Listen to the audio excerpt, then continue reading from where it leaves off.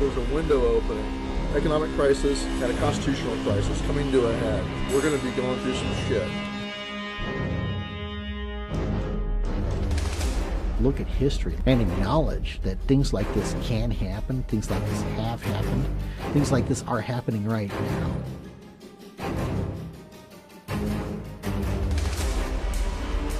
The gray state is a part of this Orwellian nightmare that's being set up. Their vision for what's next is a global Fed and even more power. The potential complete collapse of America, of a global economy. One world government. New world order. It's real. A lot of people are realizing it, and more people are going to have to. You are a slave. The system is failing us, and the bottom line is that something has to be done. This is an empire in decline. If we don't do something drastic to put the federal government in check, we're going to be doing things the hard way with a violent collapse. We are already beginning to fall to the gray state. We're already halfway there. This is the path we're already on. Civil war is staring us in the face. Trends like the slow yielding of our quiet American towns to a choking array of federal surveillance grids, illegal police checkpoints, and literal foreign occupation. That is exactly the kind of abuse of power that led to the first American Revolution.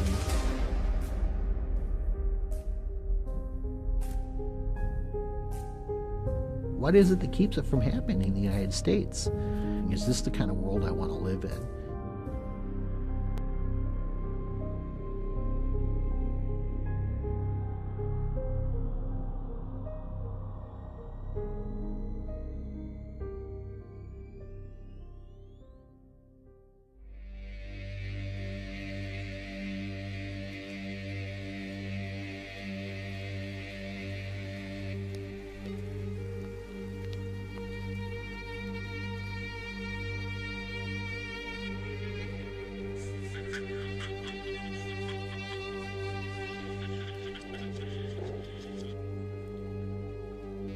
The gray state is a symptom. The disease is statism.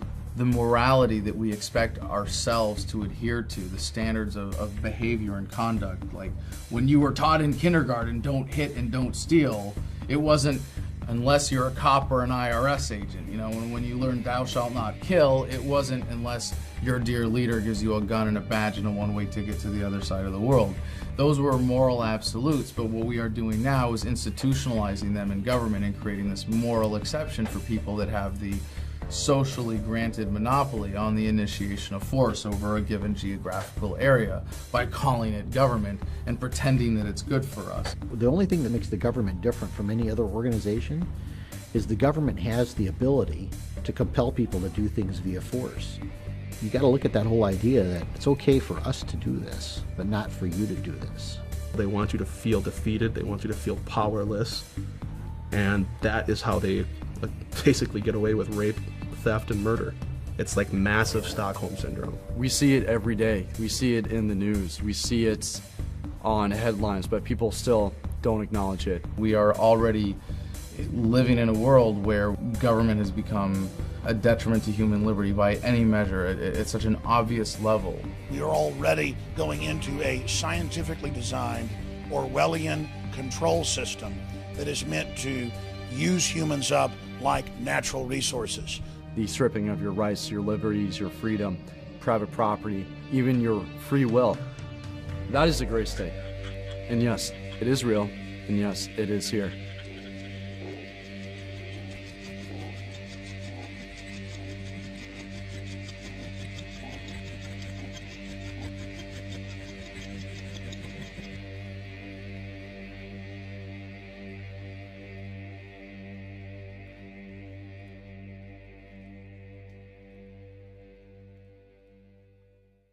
Jewel Beat. The free enterprise system is based off 5 features: economic freedom, incentives, competition, voluntary exchange, and private property. Basically, we believe as free market economists that people have a right to private property, that prices are driven from the market, people that are buying and selling goods and services. Whereas a socialist system doesn't have those features. Then you talk more about public property and what can the state control versus what can the individual control. If I buy something from you, it's because I value your product product more than my money, and you are going to value that money more than that product.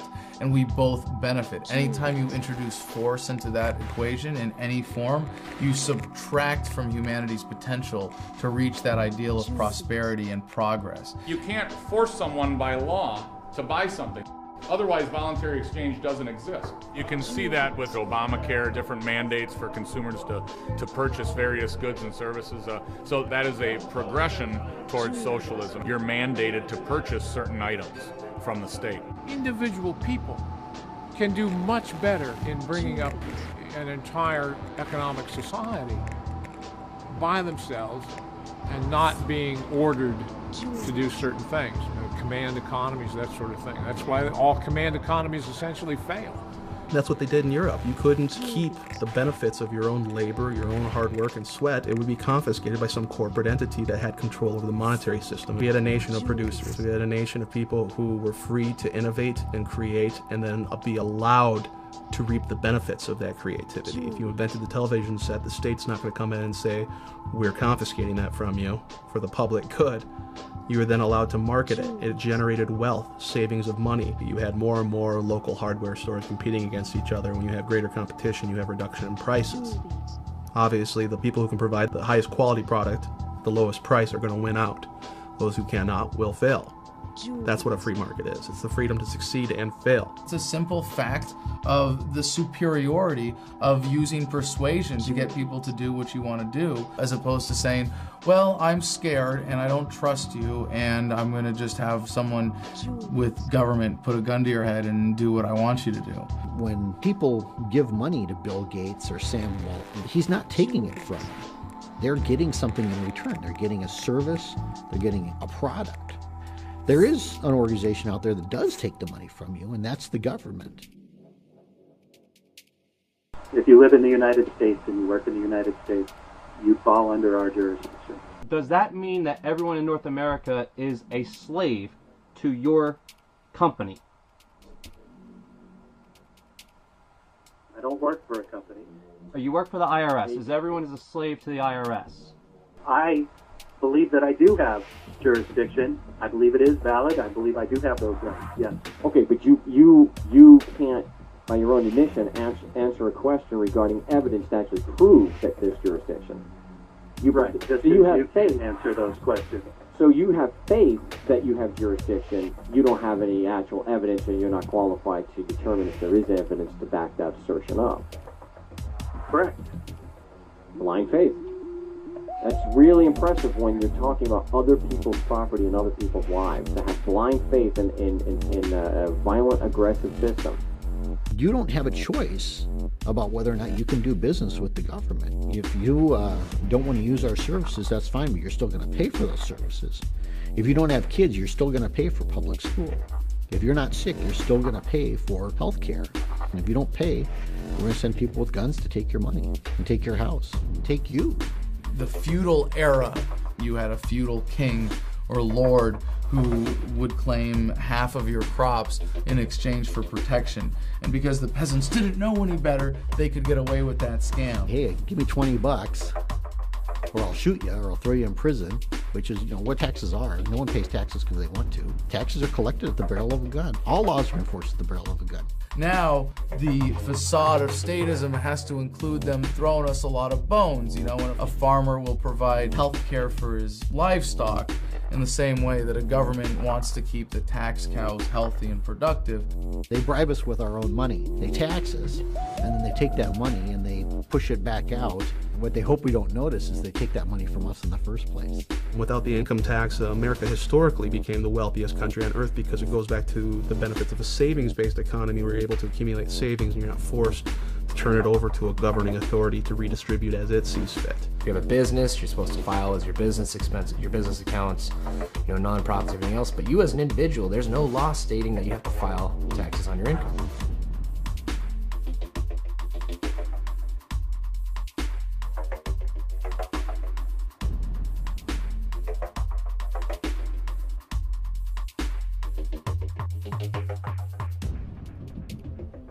Understand that your income tax is a farce. The 16th Amendment of the United States was never properly ratified by Congress.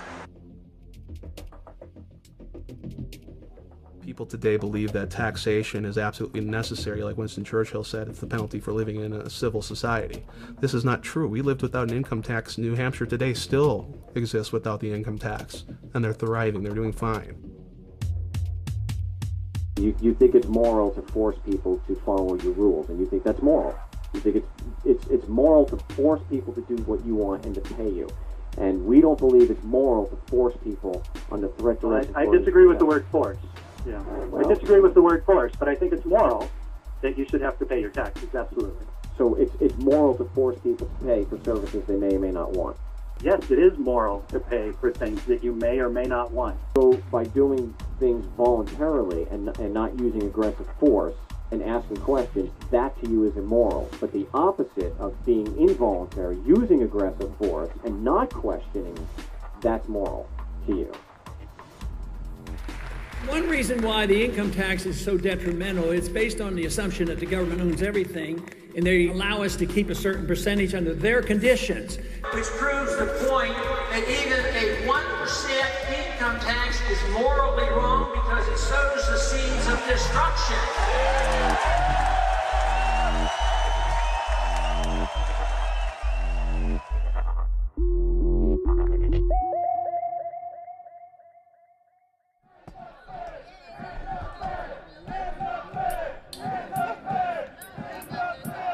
The gray state is a symptom of the step backwards of statism that we're experiencing right now. 2 steps forward, 1 step backwards is the course of human progress. And I can look back and say, well, we started the major step backward in 1913 that was the Federal Reserve. The Federal Reserve legislation was drafted on an island, really called Jekyll Island. All these bankers, the heads of J.P. Morgan and the other large banks at the time, got together on this island, secretly drafted the legislation and all that stuff. I think that name is perfect, the creature from Jekyll Island. It's this creature. The Congress was on leave for Christmas and had a silent vote. Less than 10 votes. They actually got through. And all of a sudden, the Fed Board of Governors became the all-powerful entity. So what you did was you gave someone a monopoly, and then they brought that monopoly into D.C. No different than the IMF today, no different than all the corporations and all the guilds, all the unions that are coming to D.C. to seek their monopoly favors. So basically what it is that the Federal Reserve is 80% owned privately, but yet it prints our currency, depicts our interest rates, tells us how much commodity products are. There's nothing federal about the Federal Reserve. It's a private establishment owned and run by offshore banks. The Federal Reserve is a criminal organization. Did you people know that America doesn't even own its own money supply? It's within our Constitution to be able to print our own money. Congress should have control over it. The Federal Reserve took that away.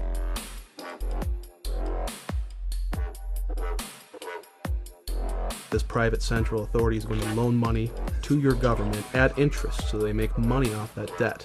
And then the federal government pays them back plus interest via taxation. And basically it prints false money, money out of thin air. I look at it as the age-old struggle of the philosopher's stone, where we used to try and find a way back in the old days to create gold, which was money and always has been money, out of lead, and they never could figure out a way to do it. So that's sort of like the rapture occurred when they realized we can substitute gold with paper money, which we can create infinitely at a very low cost. When they want to spend more than they make off the revenue from the people, that's where they borrow money from the Federal Reserve. Basically open a credit card. So this debt is only valid so far as our public is able to cover that debt based upon our level of income taxes. Federal income taxes does one thing, and that's it. When you pay taxes on your income, that goes directly to the Federal Reserve to pay interest on the debt that they create. Anybody not understand that?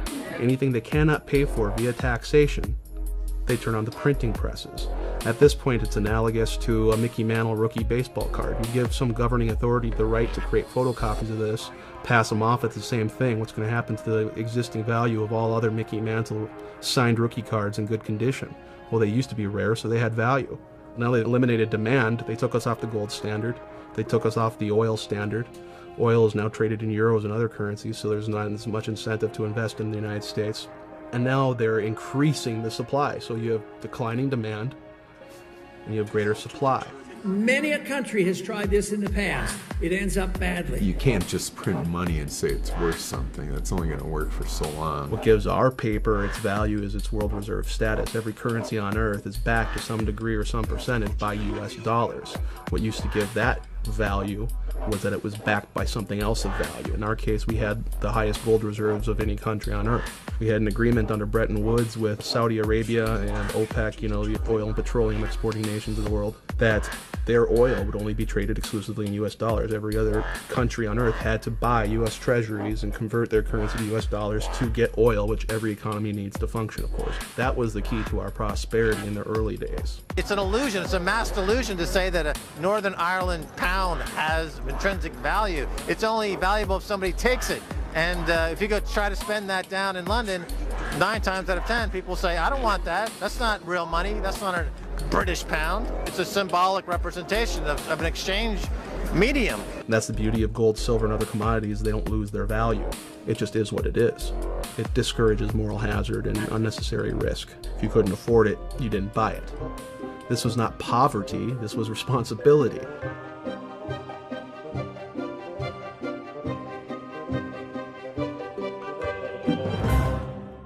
So they're funneling all this money that otherwise didn't exist. They're creating it literally out of thin air, loaning it to the banks, and they loan it at interest.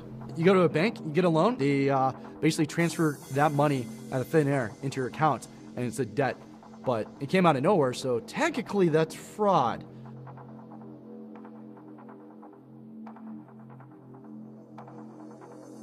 Since the 1970s, we did not have the ability to cover our debts via taxation. It's not popular to raise taxes. You're not going to vote for the politician who does that because that gets old. But we hate it when they stop spending. We like the free goodies. So that's why it is we're in such a deficit crisis and they spend so much money. It's popular to spend, it's unpopular to tax. So what do? We have the Federal Reserve paper it over. The problem is Congress, the federal bureaucracy, and the military bureaucracies. And remember what runs those things: cash.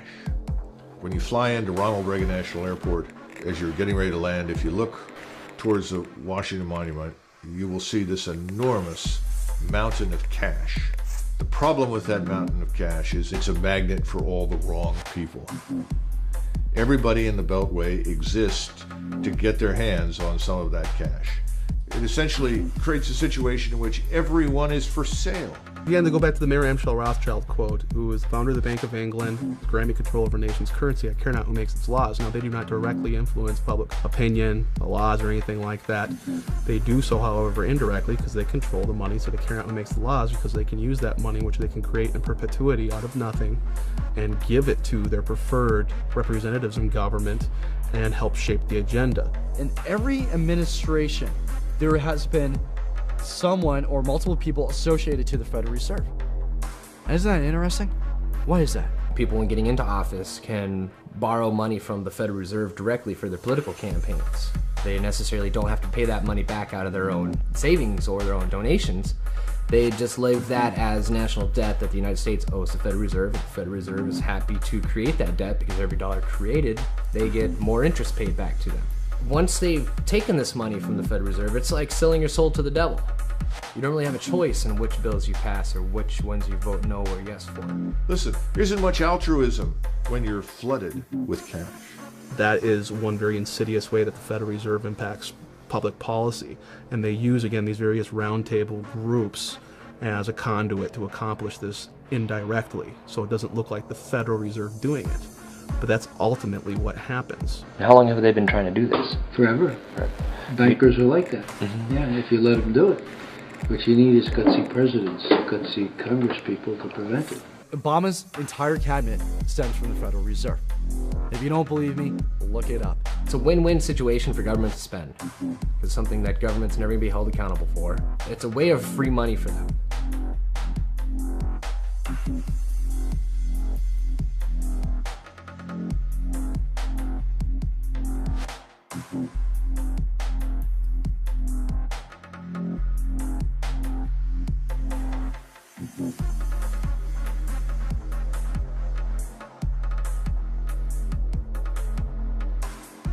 The elite use the banking and financial industries as a mode of control because either you're owned by them or you owe money to them.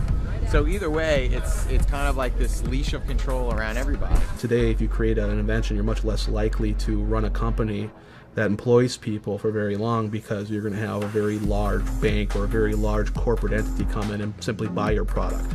It essentially allows them to confiscate the creativity of you and I, of regular people. It allows them to not produce, to not achieve, to not create something of a great value that the public will demand and consume. They didn't have to do that themselves. All they had to do was control the monetary supply. And they can then buy up for pennies on the dollar, essentially, your creation, your innovation, and market it to the masses. And then they can siphon off millions in taxpayer dollars for having produced nothing.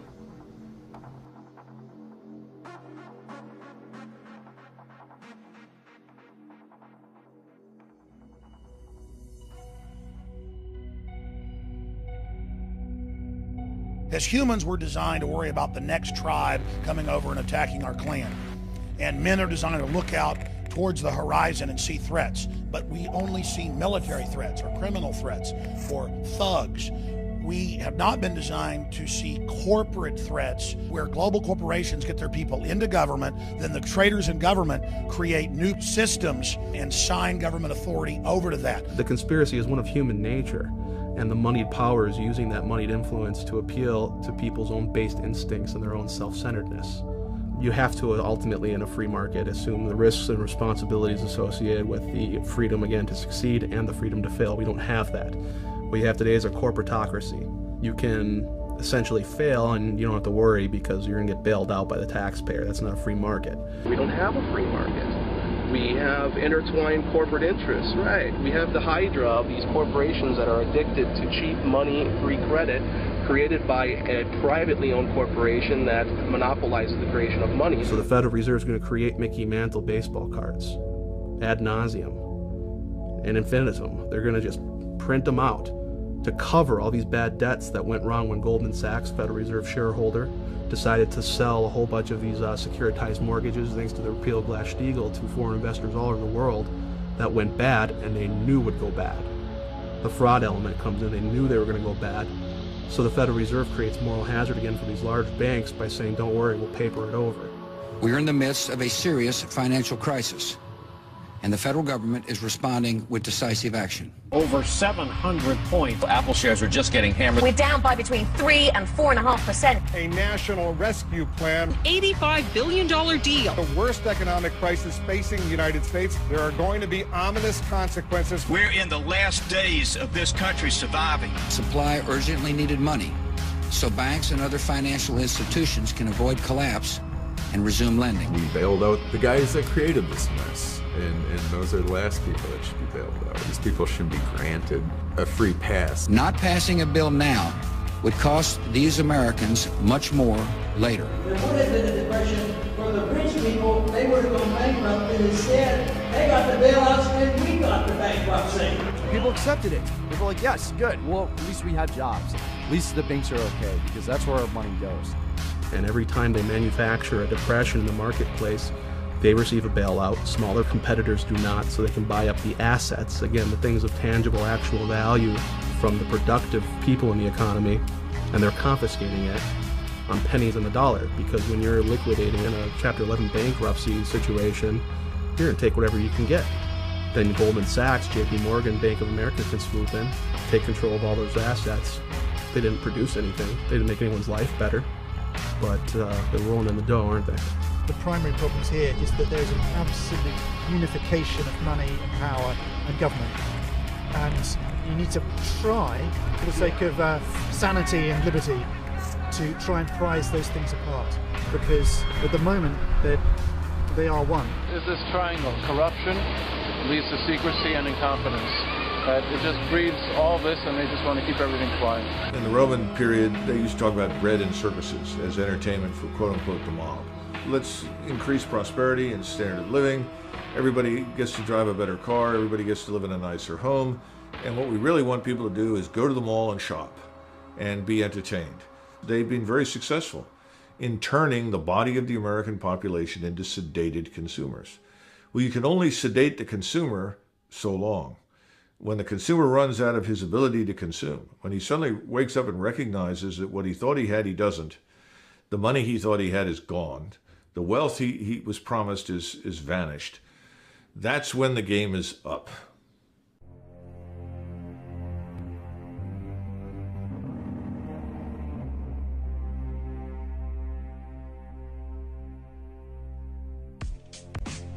today inside Washington. The mainstream mentality is that you and I and the rest of us that are talking in these terms are out of touch with reality. They cannot begin to comprehend what you and I are discussing today, and I think that's very important for your viewers to understand. Our banking system is a safe and a sound one. Our deficit problems are completely manageable. Everything will be fine. We'll pass some reforms, some new legislation. We'll make it all right. Part of the scam of government by printing money, by borrowing money. We don't have to tax people directly. We can commit intergenerational child abuse and pass that bill off to the people who are unborn, who, when born into America, have a $45,000 stone around their neck as their share of just the federal debt in its most conservatively estimated forms. People keep throwing around these numbers that were 15 trillion in debt, 16, 17. Those are all old numbers. It came out in Bloomberg Financial and other news outlets that under Obama's administration, in the first 2 years, over 23.7 trillion is missing. And those are old numbers, and that's on top of all the missing trillion from Bush. You had $1 million and you started counting one at a time. It would take you 11 and a half days to get to 1 million. If you were going to count to a billion, it would take you 31.7 years. In 1 trillion seconds, it's 31,700 years. That's the difference between a million, a billion, and a trillion. So a million seconds ago, 11 and a half days ago, a billion seconds ago, 1980, a trillion seconds ago, 29,688 BC. The way Bush has done it over the last 8 years is to take out a credit card from the Bank of China in the name of our children, driving up our national debt. Raising the debt ceiling, which has been done over 100 times, does not increase our debt. We have now seen our national debt go to the tune of $211 trillion if you consider all the government guarantees to workers for their retirements and their pensions, etc. We're at a point now where if you were to tax the American public to the tune of 100% of their income for the next 20 years, you wouldn't put a dent in the interest. And we see the economy falling apart. And before, people said, you know, I can't really believe that this is all by design. How do just tens of trillions of dollars go missing? And then Ben Bernanke, the Fed chairman, just laughs at congressmen and senators when they ask him, hey, where's the missing trillions? Some of the heads who were in charge of the accounting said, we just don't know where it went. When everybody's struggling in this economy, Ben Bernanke's out celebrating at this huge gala event with all these rich, elite, powerful people. And meanwhile, there's children starving. What'd you do at the 2008 Bilderberg meeting? I'm not doing any press today. For people in high office and high places, there is no accountability. And they like that. And it's a wonderful situation to be in. Never having to answer for what you've done. If the government deliberately devalues and destroys the value of the currency, it will destroy the middle class and the wealth will gravitate to the wealthy. So when you print money, you literally expand the gap between rich and poor. We are in debt, our kids are in debt, our grandchildren are in debt. It is time to stop. When the United States defaults on its debt, which it will, to the Federal Reserve. It's not a question if, it's a question when. Each citizen has been placed on collateral, which is a social security number. So that means when it defaults on the debt, it's going to go to its collateral, which is you and me. So first of all, when you're born, you're enslaved. Look at your identifications. Your name is all in capitals.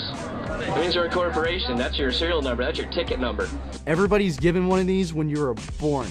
Okay? That's your PIN number, meaning that you're going to pay interest to the Federal Reserve System, you know, as you grow up and get older, because the Federal Reserve borrows against us as debtors. This, proven the fact that you're a number.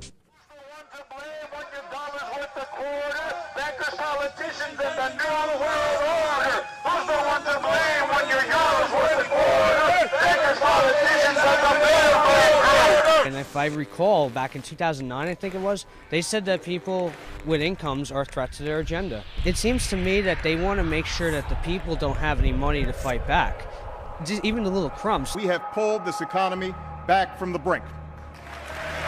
There is no recovery. Everyone is going to feel this, even if they're not feeling it now. Well, the thing that my baseball coach as a child taught me the most is that in life you are going to lose. We can't have a society of winners. There's not that many college students in the world, right? I get up and I work every day for family and generations after me. I just don't know what their lives are going to be like. You know, that's my biggest fear, is what are we all going to pay for 50 years from now? Our deficits are to such a degree that when you cannot cover it via taxation, no one's willing to loan you money anymore. And that's what we've been doing. We've been borrowing our way to financial prosperity from foreign central banks. And they won't lend to us anymore because they know mathematically we cannot pay it back via taxation. Bottom line, that's what this is about. They're just creating money, they're devaluing it, and there's no alternative.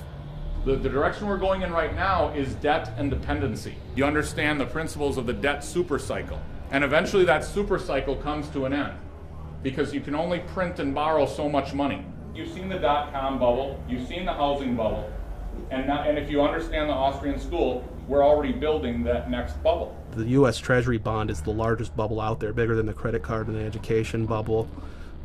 It's several times bigger, and they're going to discover this unfortunate fact very painfully. And what happens then in times of economic crises is you go back to the world reserve currency, you buy up U.S. Treasury bills because it's a store of value. What's happening today is you're seeing that panicked flight to safety into the U.S. dollar. The dollar is not going up in value. It's still very gradually going down in value. All it's going to take for us to crumble financially is for the world leaders to drop the dollar. They can dump that on our market at any time. Create overnight hyperinflation. That means all commerce shuts down. Well, if you know that in 6 months your dollars are going to lose 20% of the value, you're not going to hold on to them and save them, which is what we depend upon. You're sure as hell not going to back your currency by them. You're going to buy shit up while the buying's good. You see it now. You got China out buying up infrastructure all over the United States, Russia doing the same thing. So they're taking these worthless US dollars and they're buying up this country. And then there'll be a flight to safety in commodities, gold, silver, etc., to save what you have left. So essentially, at some point, all of the world's banks are going to dump dollars, and those dollars are going to start chasing goods and services. And as the means of production becomes more and more handicapped by government intervention, more and more regulation, less people are going to invest, the whole thing falls apart. Now, look at the news. You see this is happening right now. The smartest minds in the world are saying these bonds are cooked. We've had it. The rally is over. The long-awaited bond apocalypse is happening, and I think it is happening in the next month, 2 months, 3 months. It's happening now. So, what is real wealth? Is it in a paper currency again? No, that's just paper. It's kindling, it's something to write on, it's something to wipe your backside with. What does that paper get you? Goods and services. What does a bank confiscate? Do they come after your paper? No, they come after your house. They come after your cars. They come after the actual goods and services that had the value to begin with. And that's why everyone who's inside the Beltway is so desperate to convince everyone it won't happen. Because there is no way to avoid it anymore. The economy is going to be okay. Keep them working because you don't want to create pandemonium. If you start getting the people too scared about what's going on and start fearing the government, then they're going to have a revolution. They can't have that. They want to keep it on the tipping point where they have control. They're going to use our own money to enslave us and collapse the monetary system at the same time, because again, every currency on earth is backed by US dollars.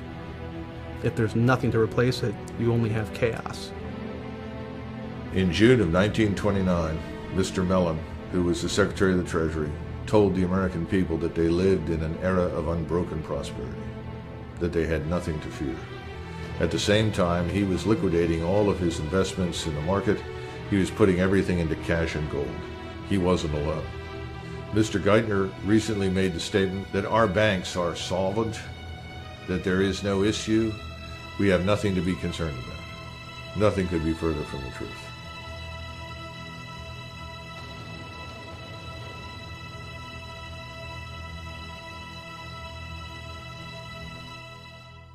Jewel beat.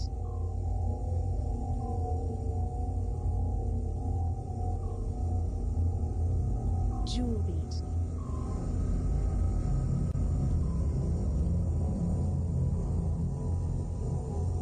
The whole idea about conditioning the kids is the idea of creating a new generation that thinks differently than the previous generation. Teaching the kids that they should think a certain way, or they should feel a certain way, or they should vote a certain way. Jewel beat.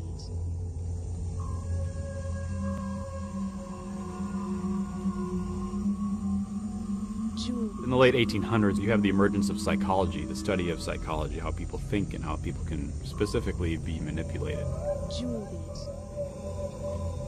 If you're familiar with the psychology of B.F. Skinner, what he would have you believe is that human beings are not creatures of introspection. They're not creatures of internal cognition. They have no soul, they have no thought processes, they have no free will.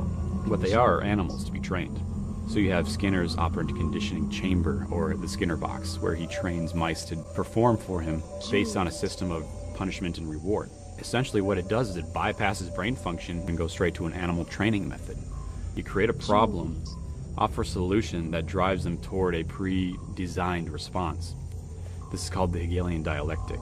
The Hegelian dialectic is a formula and a strategy for creating a problem to then offer a solution that you have to the very problem that you've created to get the outcome that you desire that you wouldn't have been able to get if you didn't create the problem in the first place.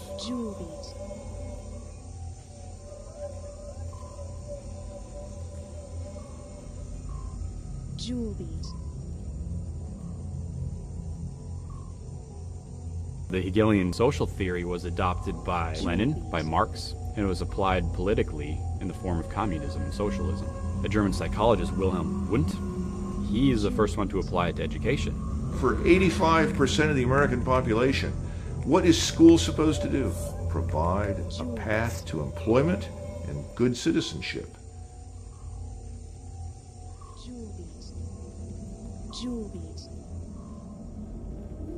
I'm not going to go into a lot of great depth and detail in the Council of Foreign Relations, but you're looking at an organization essentially set up by Rockefeller and other central bankers, people who are responsible for the creation of the Federal Reserve, to debate education policy in the United States.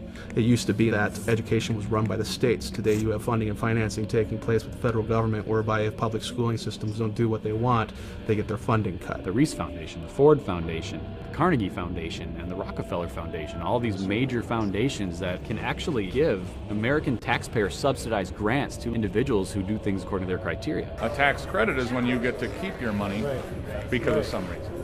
A subsidy is when I, the government, actually collect that money and then I turn around and pick a certain behavior that I want and then I subsidize that. This was revealed in the book Lines of Credit, Ropes of Bondage, in which H.R. Gaither of the Ford Foundation revealed to Norman Dodd of the Reese Foundation that they were taking their directives from the White House.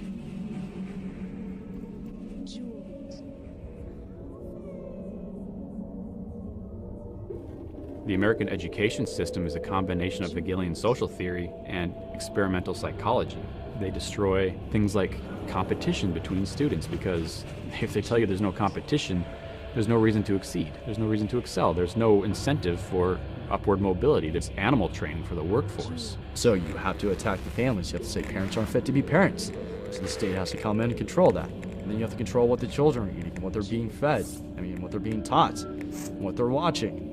Because you have to begin to set up the generation gaps. And that's the whole idea behind working with the kids and dealing with our kids, this concept of in loco parentis, that the school is the parents when the parents are not there. Most people are too busy working the 9 to 5, and now that 9 to 5 is turning into 9 to 9 to be able to just survive, crippling the amount of time we have to transfer knowledge and information to our children, our young. So by making sure both parents are away from the children at work, they can guarantee that the social environment of school, preschool, daycare is going to be able to give the children the knowledge that they want to. And what you have is the degradation of the individual, you have the promotion of the state, and you have the elimination of the middle class. Now, under this operant conditioning from Skinner, and under a system of reward and punishment, the only thing you learn is how not to get punished and how to achieve your reward. You're not going to come away from this system thinking, I'm going to stand up for something because it's right. You're going to do it because there's either reward or consequence involved. They're being trained to enter the workforce as a valueless cog in the state.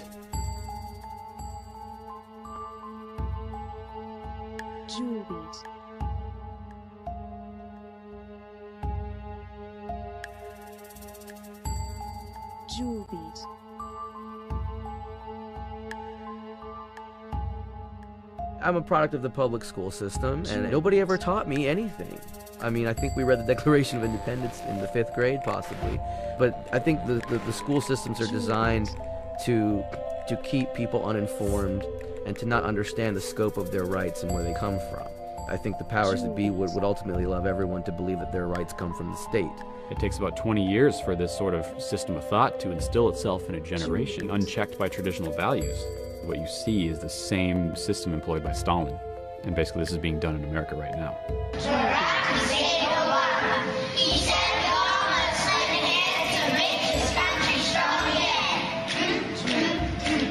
We're developing them to not question authority. We're developing them to be entitled, that the government will take care of them from cradle to grave. These efforts have been pretty successful. No one questions their shackles if they're born into them. Jewel beat. Jewel beat.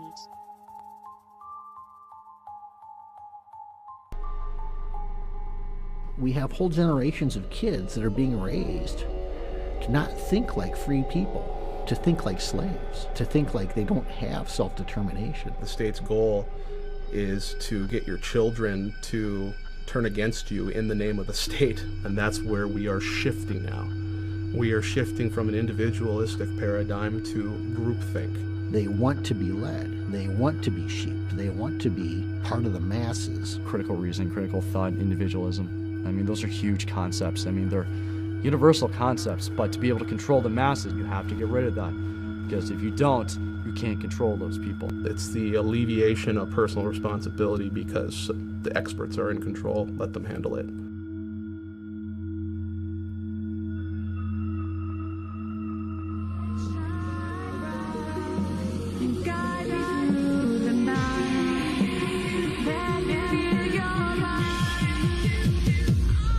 Hello, New York!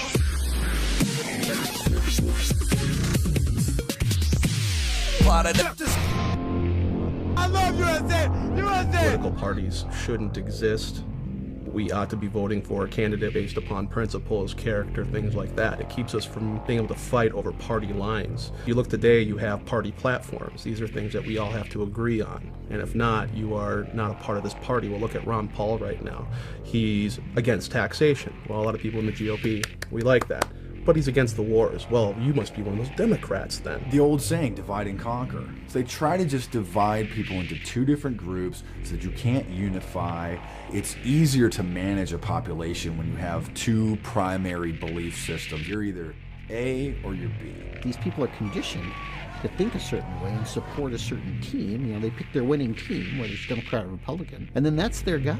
And it doesn't matter what that person votes for. As long as their guy wins, they put their pennant up, whether it's got a donkey or an elephant on it, and they wave it, and they say, my guy won.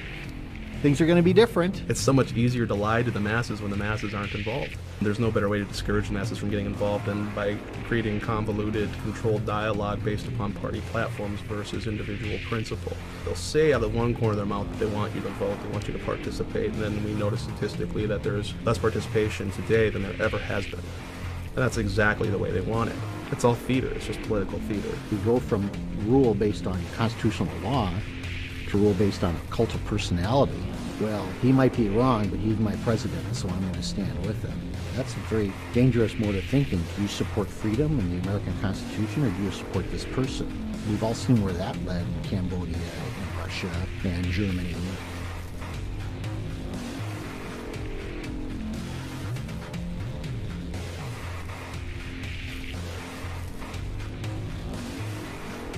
Bush and Cheney. Everybody's got to obey the laws, including the president and vice president. Vote for Democrats. Obama, yeah. Woo! I'm sure if you ask the average Obama supporter if they have good intentions or not, they're going to say, of course. The path to hell is paved with good intentions. You know, Obama's just as bad as the rest of them. Why do you say that? What's he done? He's one of the most war-hungry presidents we've ever seen. He has not fulfilled any of his policies that he promised at all. The economy is still tanked. The taxes are still high. I'll make our government open and transparent. One of my priorities as president is opening up the White House to the American people. That White House tours will be canceled till further notice. I intend to close Guantanamo, and I will follow through on that. We will bring an end to this war. I will be held accountable. These are bills that Congress ran up. You will not see your taxes increase one single time. Cut the deficit we inherited by half. If I don't have this done in 3 years, then there's going to be a one-term proposition. If you had a spouse who broke their promise 95% of the time, you get a divorce. This is all fact, but people still support him. Obama's name is in the Bible. I prayed and I believe that God picked the right president. The Obamanoids. You're going to have 20 to 25% of the American public who will always support Obama no matter what he does because their own ego is on the line and they won't admit it. Actually, those are not facts. What you just stated, those wasn't facts. Everybody's happy to re-elect President Obama! Yeah! What's your favorite thing about President Obama? I could list a million different reasons. Truthful. He's for public education, and he wants to restore it back to where it belongs. Yes, everybody in Cleveland, low minority, got Obama phone. Keep Obama in president, you know? He gave us a phone. Healthcare. Healthcare, yeah. Healthcare. His public speaking skills are immaculate. Yeah. He's so smart, he was funny, he was captivating.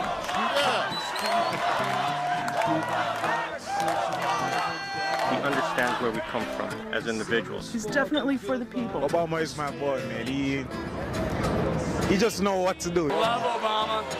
Let's go. Time to party. Let's go. I can give you 100 reasons. Give me three.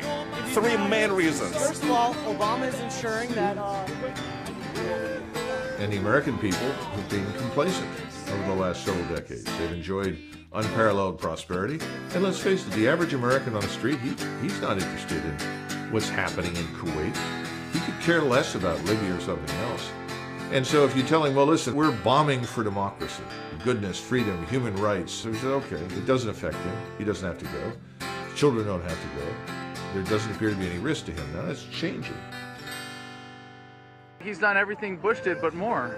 Oh, I don't agree with that. Well, he had to continue what was started. You can't just say, okay, we're done. Well, sure, he didn't end the wars, but there are wars now, so we're in support of it. And, oh, well, sure, he hasn't completely pulled out of Iraq, but at least he's reducing the number of troops there. Oh, so it's diet tyranny. It's tyranny light now. There's a lot of other reasons why I'm going to vote for Obama, and hearing that stuff honestly doesn't change it. For the greater good, most of the policies he's put in place, I agree with. He's challenging the status quo. Well, he is the status quo. Obama's going to take us forward. the president and the first lady are kind of like the mom and the dad of the country. And when your dad says something, you listen.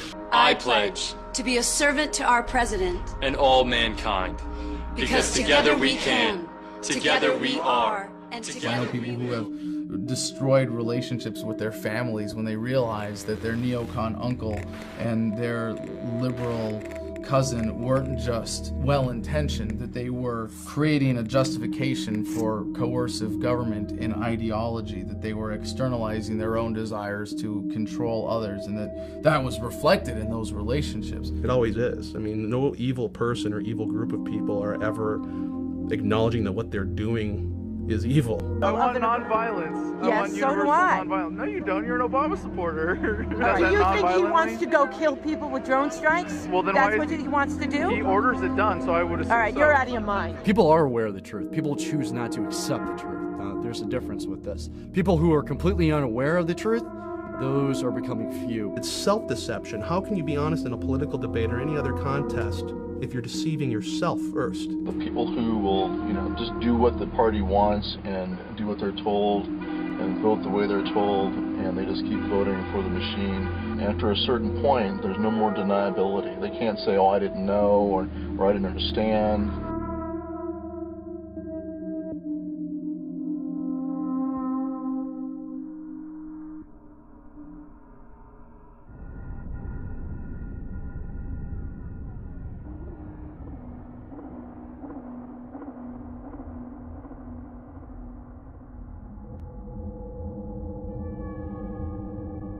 Americans accept propaganda from their government that if it came from the Soviet Union, they would have laughed at. But it comes from the Pentagon, and they get down and worship.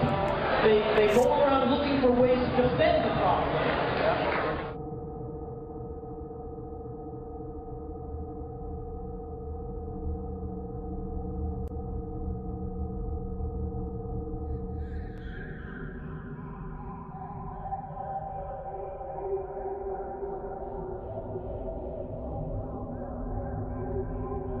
You can find people all over that will say that we should end the war, but they have a lot of trouble saying that when they meet a soldier. It was actually my older brother who talked me out of joining. We had a lot of conversations about the bravado of the current U.S. military forces, the the attitude. If you ever go into the military, it's definitely about psychological conditioning. It's the idea that when life and death is on the line, you cannot afford to believe anything but the fact that you are the biggest, baddest force on the face of the earth.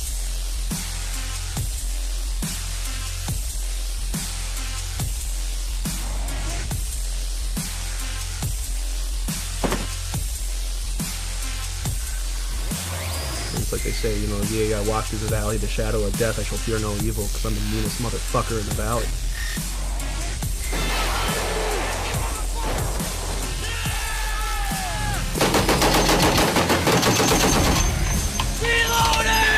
War is like a big video game that I can watch on my TV.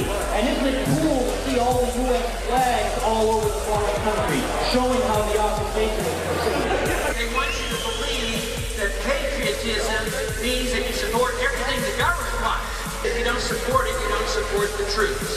Another day, man. Another day.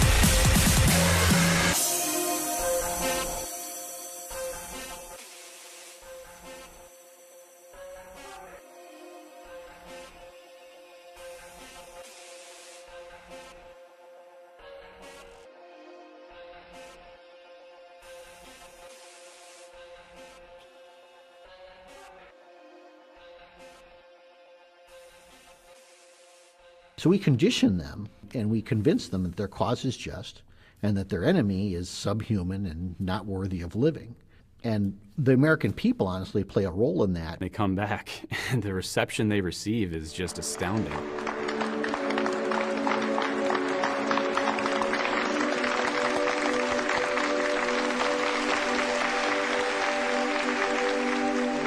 These brave soldiers that come from a combat zone defending our freedoms, let's give them a round of applause.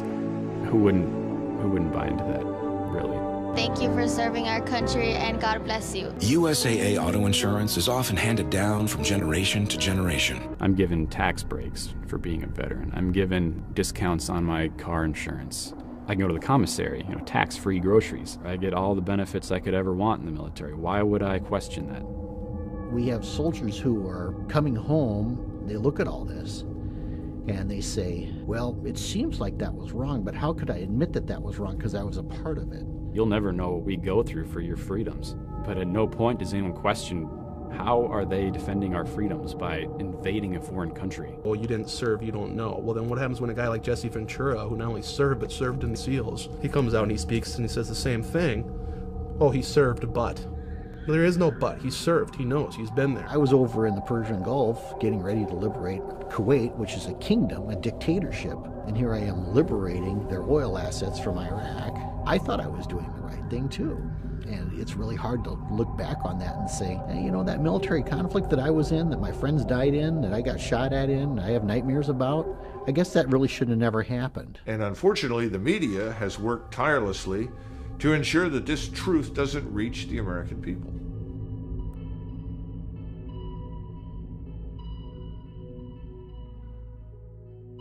In the past, we had the media to watch the government and keep them in line and ask the tough questions. You all remember those clips in the old days, the black and white, and you'd see the news guys with the fedoras, yeah. They'd always go up and they'd be in people's face with the big flash bulbs, Senator, this happened. You'd always hear, politicians being held accountable, and they're always being asked questions, and you don't see that anymore. Leaders have found a way to cull the masses into their own ideal sets.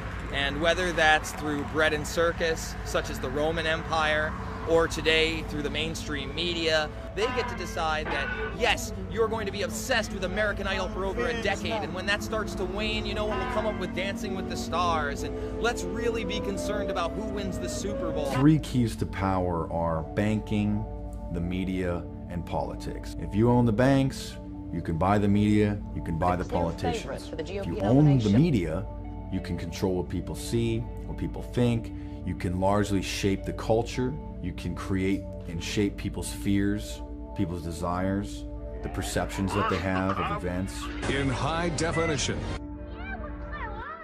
Piers Morgan, live.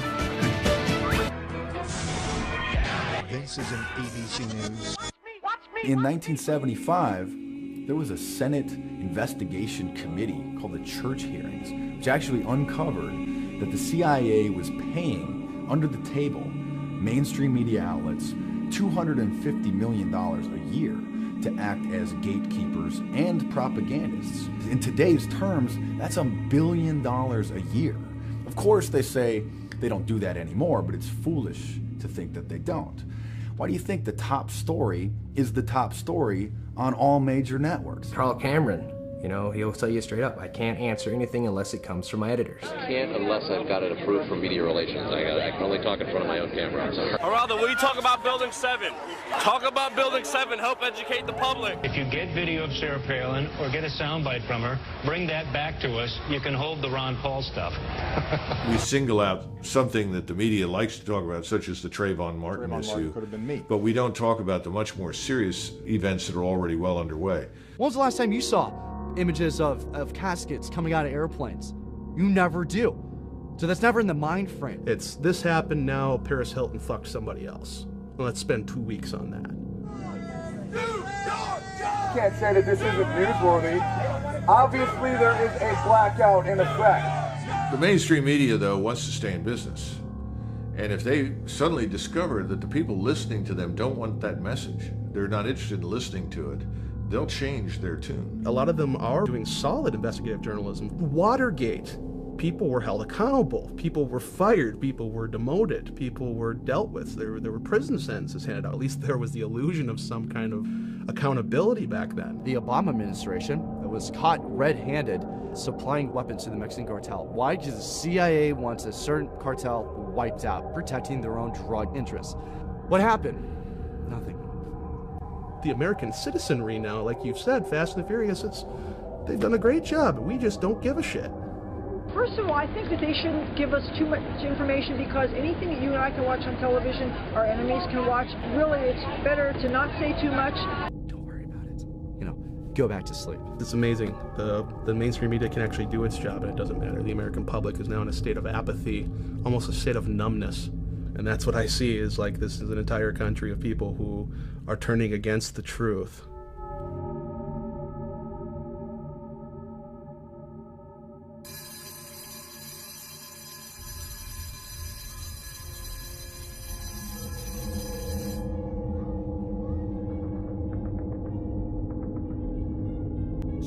Jones in the desk right next to the textbook. Run tests and then test what let's look. Look at this, these heads in the mess, but I got this diploma. But what are we developing the kids to do? We're developing them to not question authority. We're developing them to be entitled, that the government will take care of them from cradle to grave. You don't have parental rights anymore. Not just it takes a village to raise the child, but the village is now raising your child. When we condition the kids, what do we condition the kids to do? You know, we tell them always share, always work in teams. See that table over there? We have 6 people sitting around. We always put 4 toys there. Not 6, but 4 toys. Because these kids have to learn how to share. And that's a good lesson on some level. But what we don't teach the kids is that it's okay to keep the fruits of your labor. It's okay to work hard and earn and benefit from that.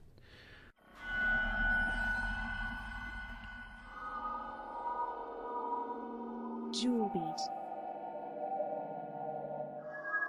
The thing about wealth is not a zero-sum game. There is wealth out there for everybody. All you have to do is be willing to work hard and earn it. The prevailing attitude in America today is almost that you should be ashamed to be successful. You should be ashamed to be rich. And that if you are rich, the assumption is that you got rich by taking from somebody else. You will not find your justice in capitalism. You will not find your justice in the colonial government of the United States. You will find justice when the institutions of capitalism and colonialism are destroyed and they are replaced by sustainable ways of being that nurture and protect all life. Mike, you here with this Occupy movement? Yeah. What are they doing? They're chilling.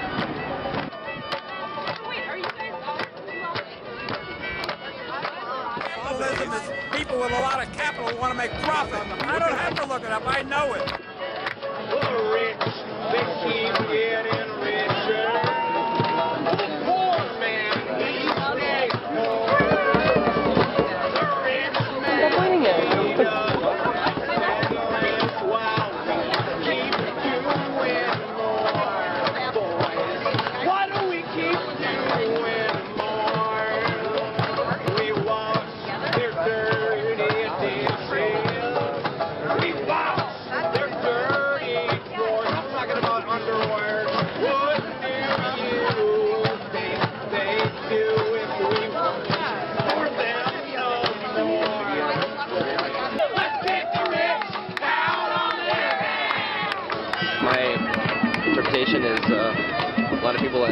had some hard bumps in life that want things to be free, more entitlements.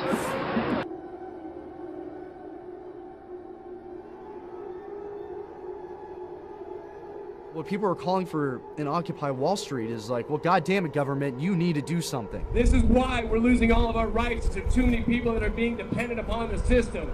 We want to get all the free stuff. Where is my free stuff at? Nobody wants to hear this, do they? Getting my school loans paid for, getting my rent paid for, my food paid for. It needs to be what we can do for ourselves. I will put this damn mic down once you all turn our country into a socialist society and take away my right to speak. Choose to be complacent or ignorant, and that's fine. That's your right, too. This is how you disperse a protest movement. We have to ask a couple basic questions. The first basic question, what should the role of government be? Should the role of government be there to run the entitlement system? Should we believe this story that entitlements are rights? Yes, there's always an appetite for big government. There's always this temptation of getting something for free. And there's always the motivation, well, we'll help the poor people. You want to give free food, free medical care, free education, free houses, and everything will be okay. The lie at the core of collectivism is that it is all for the good of the collective. Once they get you to swallow that lie, any other lie they tell in service of that is not a lie. Orwell nailed it, freedom is slavery. And a lot of the people out there in activism are embracing big government. They think that big government should be used for our benefit, that they can use it for our benefit. And the argument being, again, that you can't. That kind of control of central power. It's too much control for any one group. Entitlement means the government's going to give you something for free. Where does the government get it? They've never produced a thing. The only thing the government can do is steal it from productive individuals. You don't have a right to your neighbor's wealth. You can't go in and steal from your neighbor, but you shouldn't have the right to send a politician or a congressman to go into your neighbor's house and take what they have because you want it. They're saying that if you have more personal wealth than we think is necessary, then we're going to take some of that from you and we're going to give it to people that don't have any personal wealth. I'm a warrior for the middle class. I mean, I do think at a certain point you've made enough money.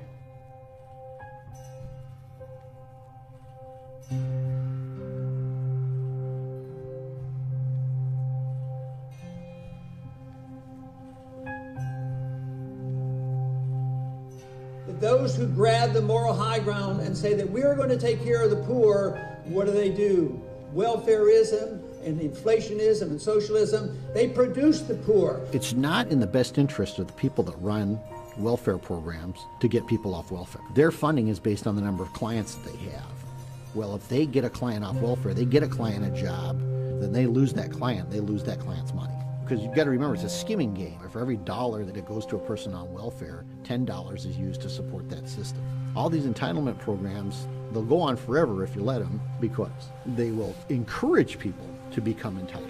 Well, I can work for minimum wage, or I can just quit my job and go on welfare if I have kids. Welfare is a better deal because I still get the money and I don't have to work.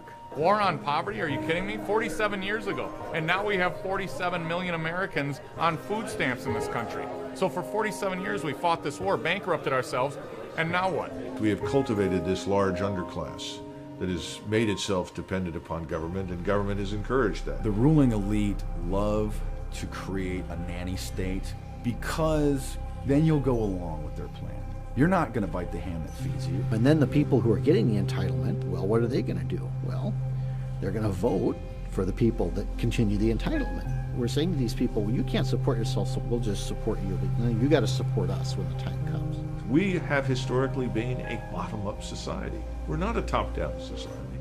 You can't make someone equal economically to someone else by giving them something.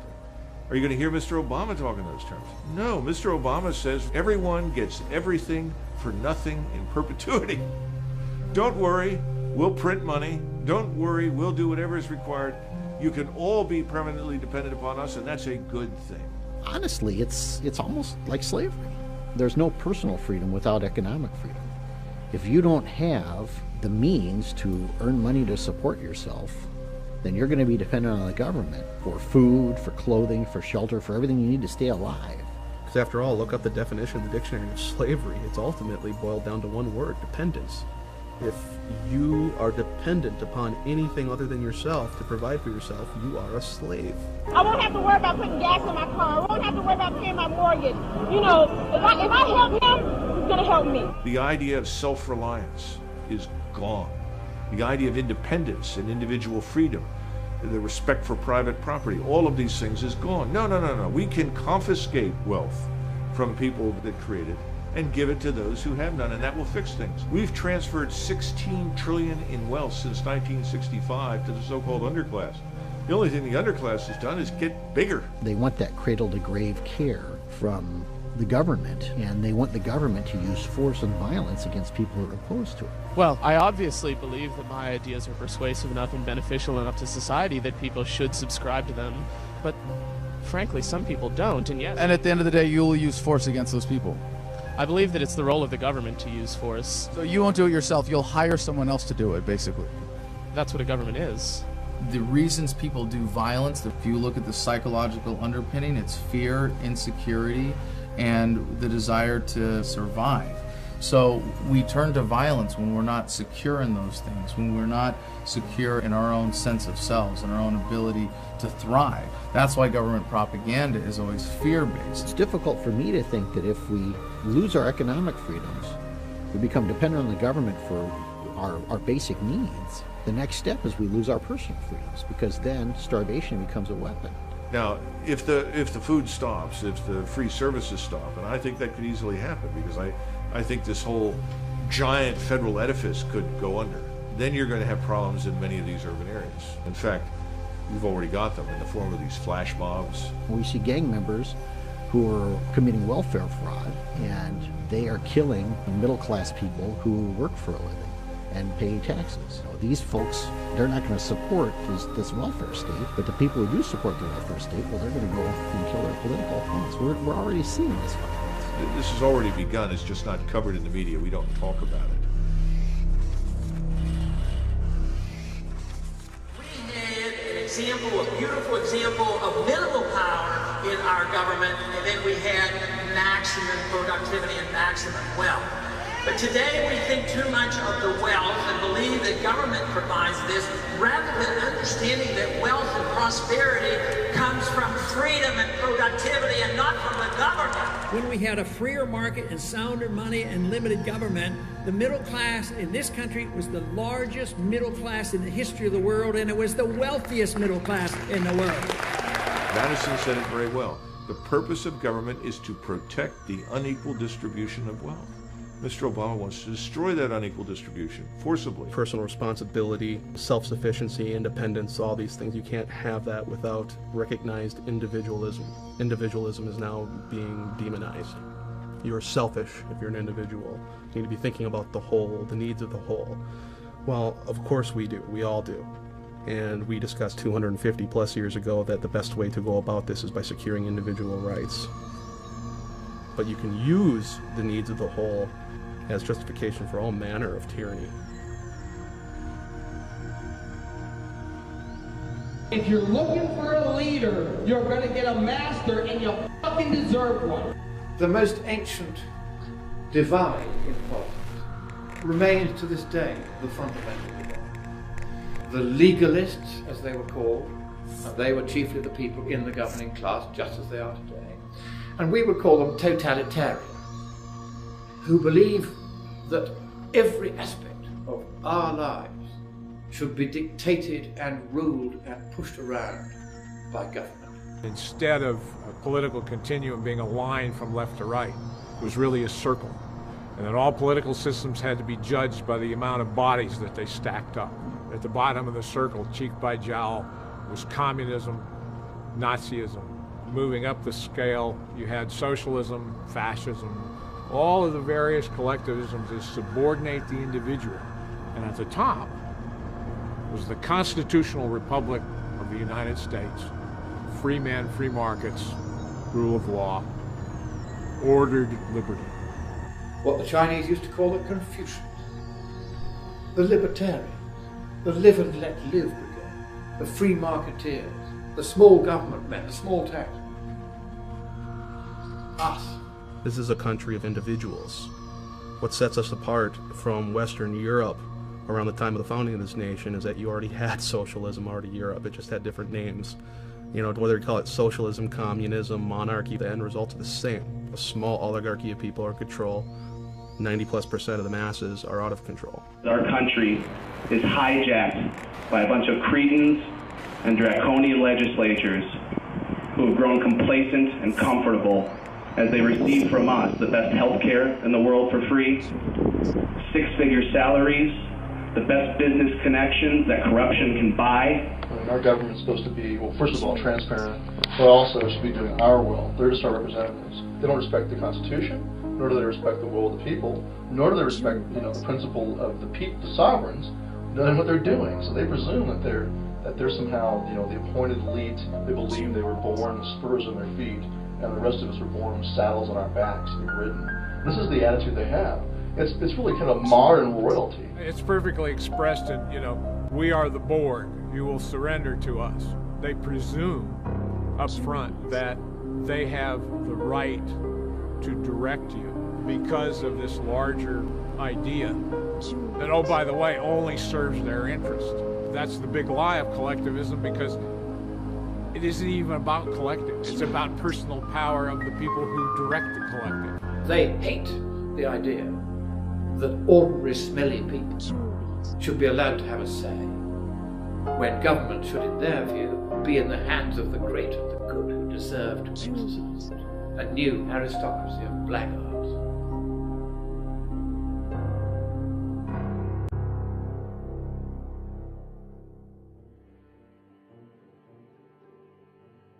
We talk about the conditioning of our kids and the conditioning of our military and our police, and we talk about the political conditioning that people are undergoing. What we're really talking about is a social movement, and what we're talking about is changing the way people think in terms of what it means to be free and what it means to be a person. The Declaration of Independence said we hold these truths to be self-evident. What the Founding Fathers were saying there was, this is obviously the way it is. There's no question that all men are created equal and they are endowed by their Creator with certain inalienable rights. What they're saying there is that, plain and simple, by the nature of being a human being, you simply are allowed to be free, to have life, liberty, and the pursuit of happiness. That might be one of the reasons the Constitution is not taught in our public schools, because if we raised up a new generation of individuals, they might realize that this whole system of government is unconstitutional. We shouldn't have it. This document is the only thing that's going to save us, and if Barack Obama refuses to follow it, as he has demonstrated time and time again, nothing's going to change, folks. If you get enough generations that come up under this system, and they just keep injecting more and more and more of the tired old world saga of collectivism into the minds of the youth, then this is where you end up. Capitalism, people prosper. Socialism, people die. Millions. No.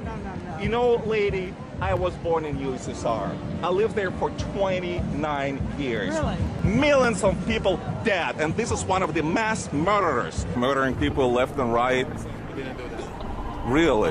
You don't think so? You're an exile. Really? You're one of the rich people they threw out of the country because you were robbing the people. Everybody was equal. That's true. Everybody was equally miserable and poor. If you live under a dictatorship, a communistic dictatorship, of course you're not gonna love it. Nobody loves it. They didn't let people leave. Right, yeah. They killed people. They literally shot and killed people who try to leave home. They used to give you cards, like stamps, like food stamps. And you used to go in the store and you had no choice of what to buy. And they always tell me, you're spoiled. You get all these gifts for Christmas. Right. For Christmas, we got meat. They would grow wheat, they'd grow corn, and then they would turn it all into the collective, and they expected to get something back. Well, the quotas were too high. They didn't get anything back. So you literally had people growing their own food, turning over to the government, and then starving to death. You have rationing of food in any controlled economy. They reduced the people to utter dependency, and that's how the Soviet Union had their way with people for decades. And people died. Thousands of people died. Well, my dad, put his whole life on the line to come here, because he saw it as a beacon of freedom. He saw it the complete opposite of what he was living under in Poland. That was his major goal, is to get away where I could have an opportunity to live my life in freedom. and not be ruled by, you know, the elites.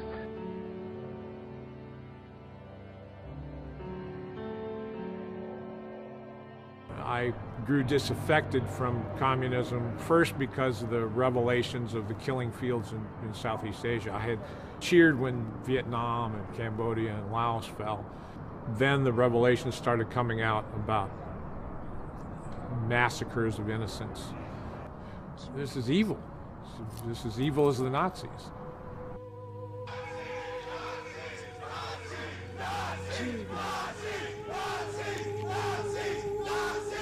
It's really hard for people to fathom those numbers when you're talking about Stalin 60 million, Mao, you're talking what, 40 million, you're talking about Hitler 6 million. The individual matters not a thing. That's why they define peace as the silence, imprisonment, or death of their enemies. To believe anything else is to deny a reading of human history.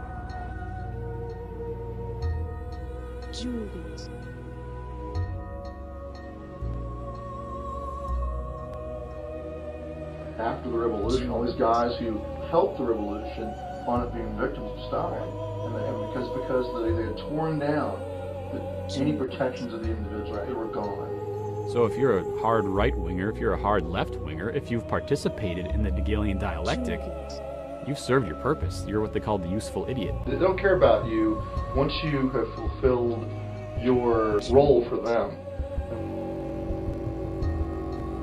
The government doesn't quite frankly care if the terrorists attack, like embassies or servicemen, okay? That's part of the job. That's what they signed up for, is to take risks. The soldiers are, for all intents and purposes, U.S. government property, and that's where the term GI comes from. GI stands for government issue. And when Henry Kissinger said military men are like dumb, stupid animals to be used as pawns in our foreign policy, that kind of summed it up. What difference at this point does it make? I think of the story of the early days of World War I on Christmas Eve, when they took a pause and the Germans and the British started singing Christmas carols, and they finally got together and exchanged gifts and had a Christmas tree. And then a day or two later, the hard might of the government comes in and says, you will not have peace. You must go back to shooting and killing each other again. Dwight Eisenhower, in his farewell address from the presidency, said that we should beware of the military-industrial complex. It is fully metastasized today into a cancer on our society that takes the best and brightest and the most nobly intent who would put their lives on the line to defend fellow Americans and puts them into these bullshit wars that have nothing to do with national defense. And we've paid a terrible price for it. What, 1.4 trillion is a minimum? That doesn't even begin to address the massive consequences and the damage we've done to ourselves. It doesn't talk about the enormous losses we've inflicted on the people in the region, because remember, no one cares how many people we've killed or maimed or wounded.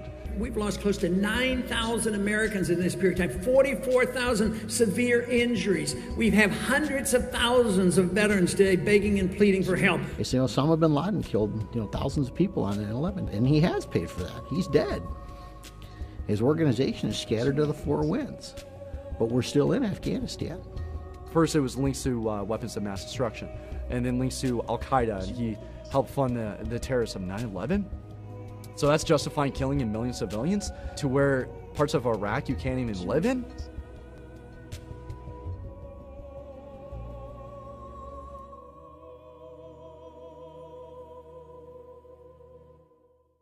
And while this is all going on, we're conditioning them that this is right. We're conditioning them that this is what they have to do, that their cause is just. As a result of this work, the world is more stable than it was 5 years ago.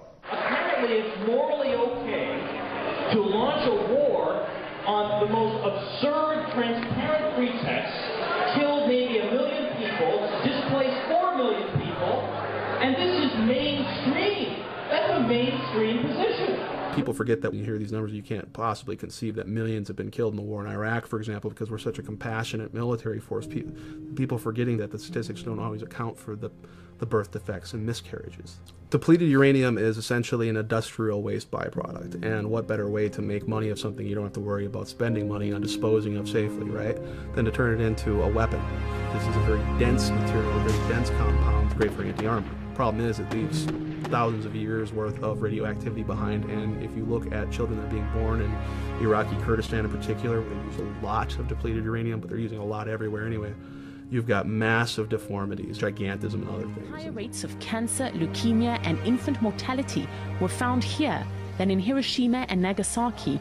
These babies are doomed to die. These are untold thousands, if not millions of lives that are being killed even before they're born. Those are the true costs of modern warfare. Depleted uranium is also a violation of the Geneva Convention and various other treaties that have been agreed upon by the United States and other Western powers with respect to chemical and biological weapons.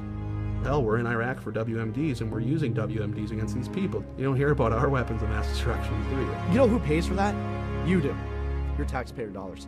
You're the one who pays for that, so I hope you feel good about that. Dear any American who thinks this Boston massacre is a big deal, but never protested a war, go fuck yourself. In Iraq, from the end of the first Gulf War to the start of the current occupation in 2003, sanctions on the country led to the deaths, conservatively estimated, of 500,000 Iraqi children. That's like 45 Boston massacres per day in Iraq for a decade. One every half hour.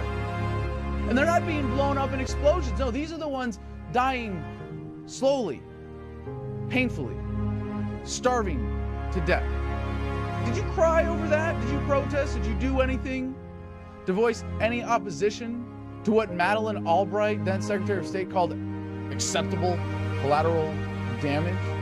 You can't say that you are a Christian, that you believe in the sanctity of all life, and go bombing people into the Stone Age and taking their shit.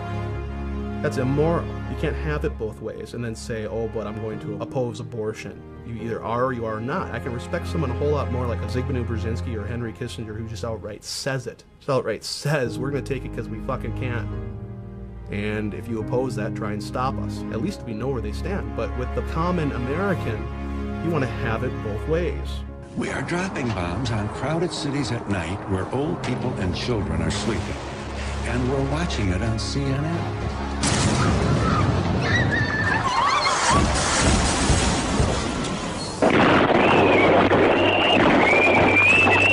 What are we doing with all these wars? How are we safer?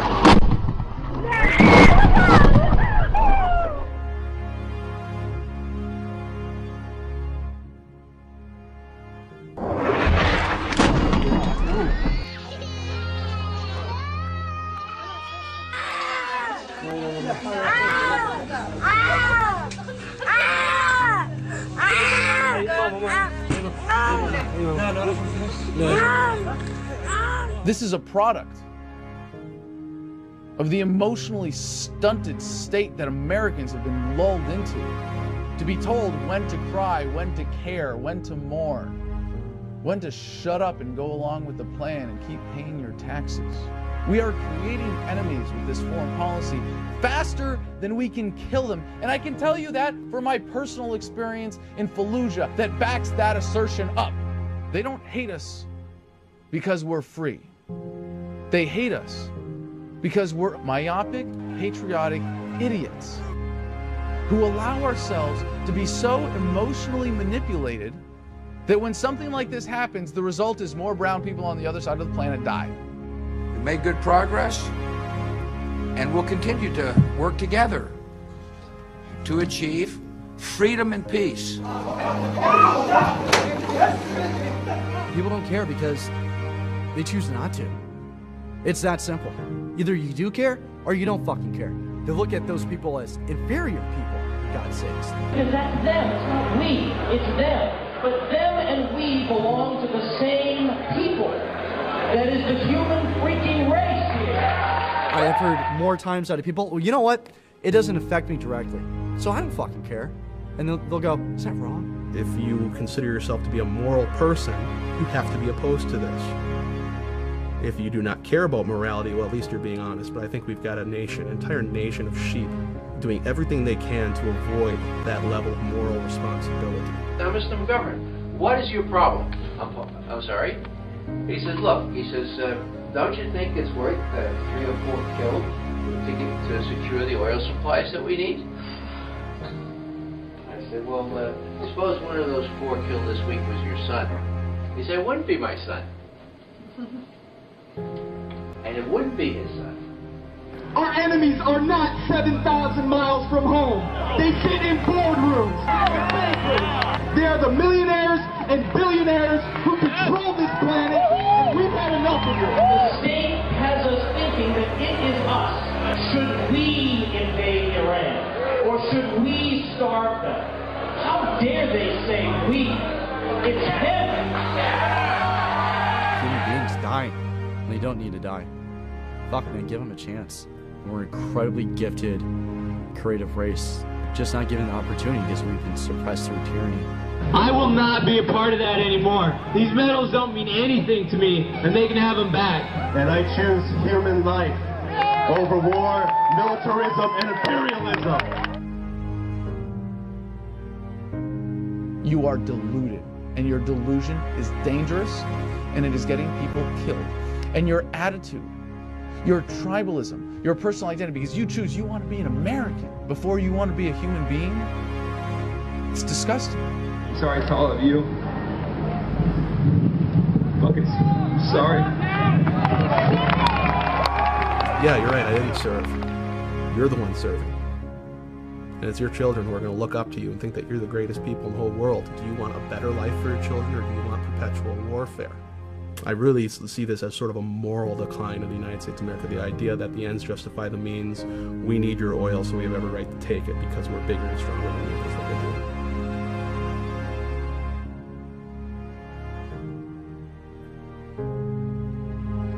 The problem is a moral problem. The answer can't be sought or gained by looking to the traditional moral authorities, because they ain't there, folks. And what does that mean? It's only us. This is the stuff that keeps me up at night. This is the stuff that keeps me up at night.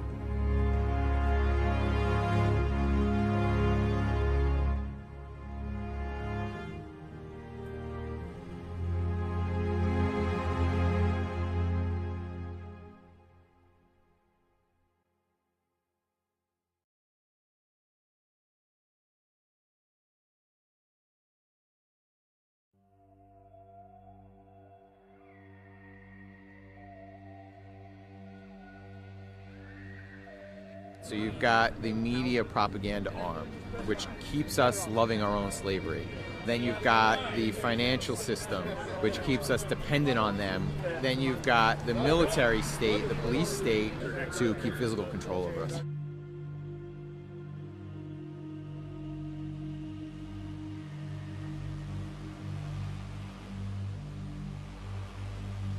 The function of the police used to be simply to protect basic rights. And they've shifted over the decades from that to revenue generation. They're pulling you over and they're giving you tickets for not the breaking of laws, but statute infractions. Thank you for swearing to the oath of the Constitution, sir, but this is a statute violation, which is an Admiral Maritime Law. Which is, say that again? Admiral Maritime Law, right? Which is like a sea-bound ordinance. Basically, when you see the gold feathers on the flag, it means you're stepping into a courtroom that's run by Admiral Maritime Law, which is in violation of the common law, which is the constitutional law. By entering into that courtroom, you're agreeing to go before a banker instead of a judge, so that way they levy fines and judgments against you. I am the judge of the law. I will instruct the jury on what the law is. I object. You That's are fine, not sir. a judge. You are an executive administrator. Okay. The U.S. Supreme Court ruled there are no judicial courts in America. There has not been since 1789. Judges do not enforce statutes and codes. Executive administrators enforce statutes and codes. All right, we're done. Statutes are just basically designed as hidden taxes on the public. It's just a way to generate revenue. So we've already set that precedent. It's gotten the police able to accept the fact that they are basically revenue generators and not law enforcement officials. I remember what I said before about government programs. The welfare programs are not designed to get people off welfare. They're designed to keep people on welfare and recruit new people to be on welfare. Well, internment programs are not designed to keep people from being interred. 2.2 million people in prison, and they say this is the most free country in the world. All it comes down to, if we want to intern someone, is just making a rule, a law, that they violate, punishable by internment. The government doesn't have any control over law-abiding people. Any force used against those people is not legitimate because they're not doing anything wrong. But if you make enough things illegal and you make the law difficult to comply with, then you get to the point where you can create criminals. And when you create criminals, then you create a class of people that are open to oppression. Martha Stewart, her stock trading was ruled by the court to be a legal act. But they sent her to prison anyway because she lied about it. I mean, she went to prison because she said she didn't commit a crime. But that's federal law. That's what we've created. Can you tell me one thing that you're free to do without asking permission or paying to get a license, registration, or permit? Hang out with my friends and have a great time. Yeah. Could you tell me what you're free to do in America? Everything. I can eat however many carbs a day I want. In New York City, they're trying to make all kinds of laws to ban salt and drinks that are a certain size. So, I mean... That's good because a lot of people are obese. We got pages and pages and pages of arbitrary laws. 2/3 of our prison industrial complex is filled with nonviolent, small-time drug possession offenders. Law enforcement agencies get money to fund drug operations. Well, if they don't have any drug operations, they're not going to get any of that funding. And the amount of funding they get is contingent on the number of drug busts that they make. So what's the incentive there? Is it to reduce drugs in their community? Absolutely not. The incentive is to increase the amount of drug busts they get and push their stats up and then get more funding. Thousands of police officers out there have been convinced that marijuana is the most insidious, horrible drug on the planet. People are using it. Doctors are prescribing it. And yet our federal government still maintains that it's somehow an insidious, dangerous substance that people need to go to prison for 100 years if they're caught with a certain amount of it. They're arresting someone with an ounce of marijuana in their pocket and sending them to prison for 5 years and saying, there's nothing wrong with this because they told me that this drug is a threat to my way of life. We've created a class of citizen that can be interned in this country. Any one of us could wind up being moved into that little box based on some new law. There are so many laws that the average American commits 3 felonies a day, and they can arrest you at any time they feel like it. And a cop can pull you over at any point you're on a public street and find something wrong with your vehicle and give you a ticket for it and steal some of your income. And if you look at him crossways, he can put you in jail. And if you don't look at him crossways, he can say that you did and put you in jail. That's the kind of arbitrary authority that exists in the police state in America today. Who are you and what are you doing? Let me see some ID, please. The liberty doesn't come from our government. Sometimes they think they're passing it out, and sometimes they are always restricting as if it's their liberty rather than our liberty.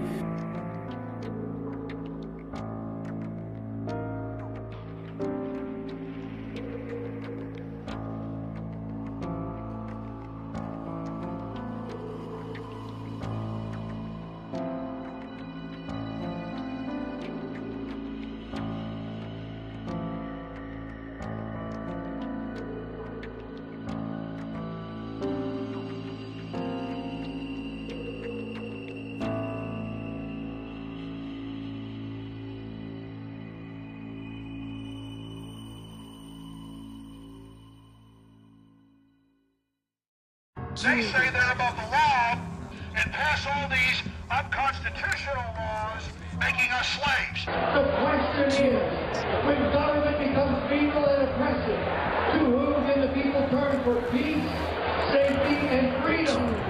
Your sheriff's main responsibility is to protect you from the federal government.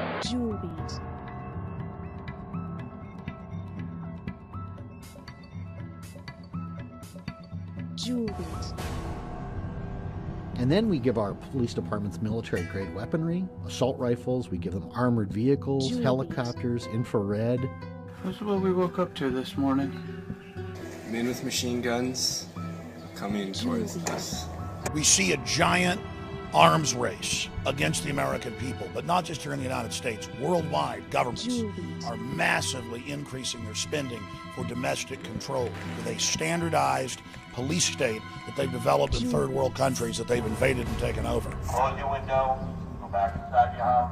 State police forces that gush at the thought of cooperating with Homeland Security and the feds completely turning the whole concept of our government on its head by saying that the federal government is here to protect us, when really the founding fathers designed the government to protect us from growth of government. I think militarization is a better term than federalization to describe what is happening to the police force. It just so happens that under the current system of government, it's happening at an increasingly federal level, that the federal government takes control over local police forces while at the same time using the federal government's revenue generation system of printing money or through direct taxation to funnel more money to support things that the free market never would, to continue the racket that is government. Ronald Reagan said the closest thing to eternal life is a government agency, and it's true, because once you give them the funding to do things with, at best, a warped system of accountability,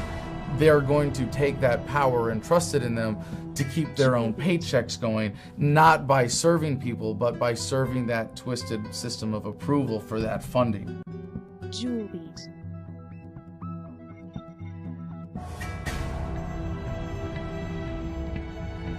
Julies.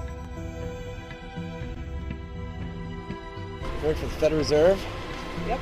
What's the Federal Reserve Bank around here? It's not. It's not? Nope.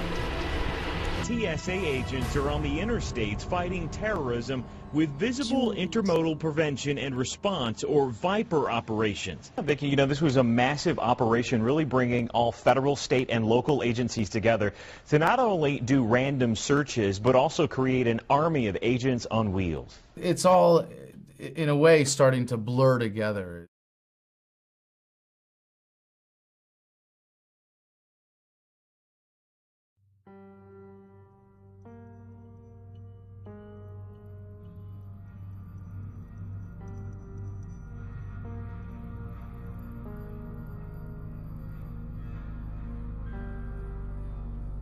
You can see examples of the gray state in our modern time just by simply walking down the street and looking at authority figures that you have to deal with. You can see that a lot of authorities are becoming more militarized just by in the way they look, in the way they act, and the way that they treat us. If you have an honorable discharge from the military, it's pretty easy to get a job in any police force in America. We see people coming home from war, taking those jobs, and bringing that mentality of the military occupation to domestic law enforcement. And so that does have an actual effect on the relationship between individual officers and citizen subjects. I was out confronting Karl Rove on war crimes with Crowley and others. The police escort that he had with his entourage was younger guys, cut, very fit. You know, we all like to joke about the donut-eating cop who's overweight and couldn't run a mile to save his life. These guys are cut. And the look in his eye when I was disobeying him, he wanted to hurt me. He wanted to hurt me. I even called him out on it. I said, "You want to hurt me right now, don't you? You really do. Let me guess, you were over in Iraq, weren't you?" And he says, "We need you to leave. We need you to leave right now." I'm like, "Well, isn't that a bitch? Because I bought a copy of Karl Rove's book here, so I'm a customer. I'm not loitering, am I?" This guy, he wanted to hurt you. If he had been given the order by his higher-ups to beat the living piss out of me, he would have not hesitated. So you have a lot of guys coming out of that mentality of the dehumanization of the enemy, that is how we impose martial law in Iraq and Afghanistan, and applying that in the United States. We see this militarization of the law enforcement, and we combine that with the conditioning that we do. They're not even people, they're bad guys, they're criminals, they're enemy, they're drug users. So these people are inherently evil, and we are absolutely good, and we have the best high-tech equipment and weapons, and we are going to squash this enemy. It goes back to the ego again and the badass mentality, and then the police want that because, yeah, they don't want people questioning what they're doing. They want people who get off on power. Shut your mouth, I'm talking! I am Officer Riviere. Now, the sooner you learn that, the longer you're going to live in this world. There is a intentional dumbing down of Americans. You all realize that.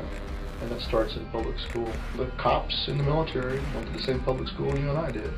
And they didn't learn their history, didn't learn their heritage, they didn't learn the Constitution, but they're not all bad. Most of them, I'm sure, joined the police and military because in their hearts, they saw themselves as a hero. And they wanted to be a hero. And they wanted to be a defender and a guardian. And so the best of motives But if they don't know the Constitution, and they don't understand the basic principles about human rights, they can be easily manipulated and twisted into becoming dissident forces. I often talk about how things seem to be going in cycles, and how history repeats itself, and how, like, we have the Occupy movement is the Hooverville of today. With the Occupy movement, we saw militarized police using weapons used in foreign wars against protesters domestically. These Occupy Wall Street people are dissenting, and we need to crush them. Scope 16, skirmish line, huh? Back up! Back up!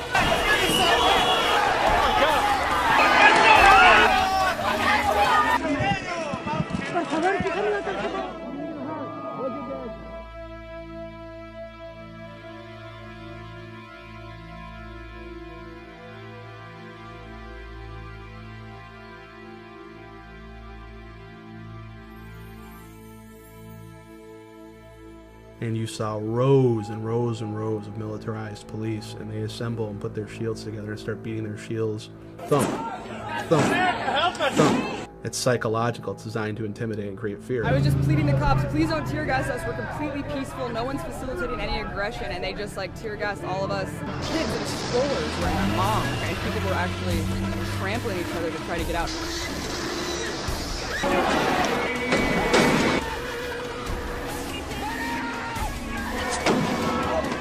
I've had conversations with police officers before and asked them about what's going on with Occupy Wall Street. Like, is this right? You know what most of them say? No, that's not right. They can't do that. I'm like, so why are they doing that then? Why are they getting away with it? It doesn't only apply to Occupy, of course. It's a pattern of police brutality that goes completely unaccounted for. When she had someone call the Stark County Sheriff, her troubles got worse. You're just walking and all of a sudden...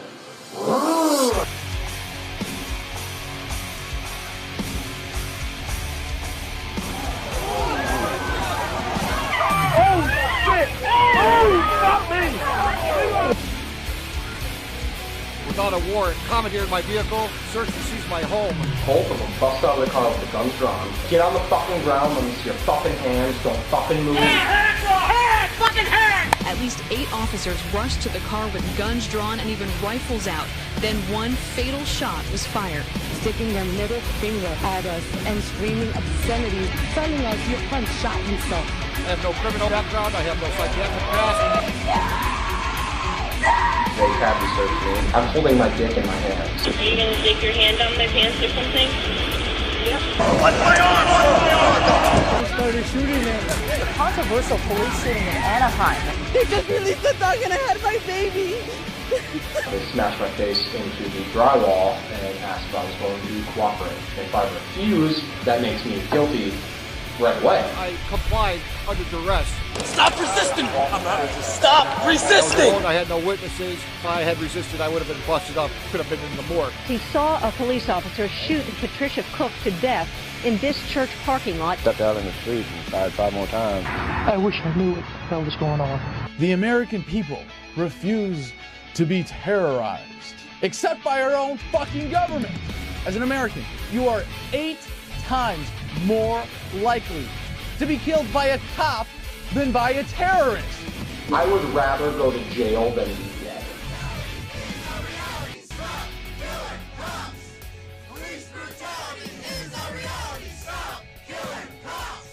Corruption has always been there. You don't question it because the higher up you go within the police realms, it's kind of like the mafia. Well, they'll take care of you. You know, you never narc on a fellow officer. No charges have been filed. There was no jury. A judge was the sole decider. He says police videos like these should be used to protect police, not go after them. There wasn't going to be any investigation at that point.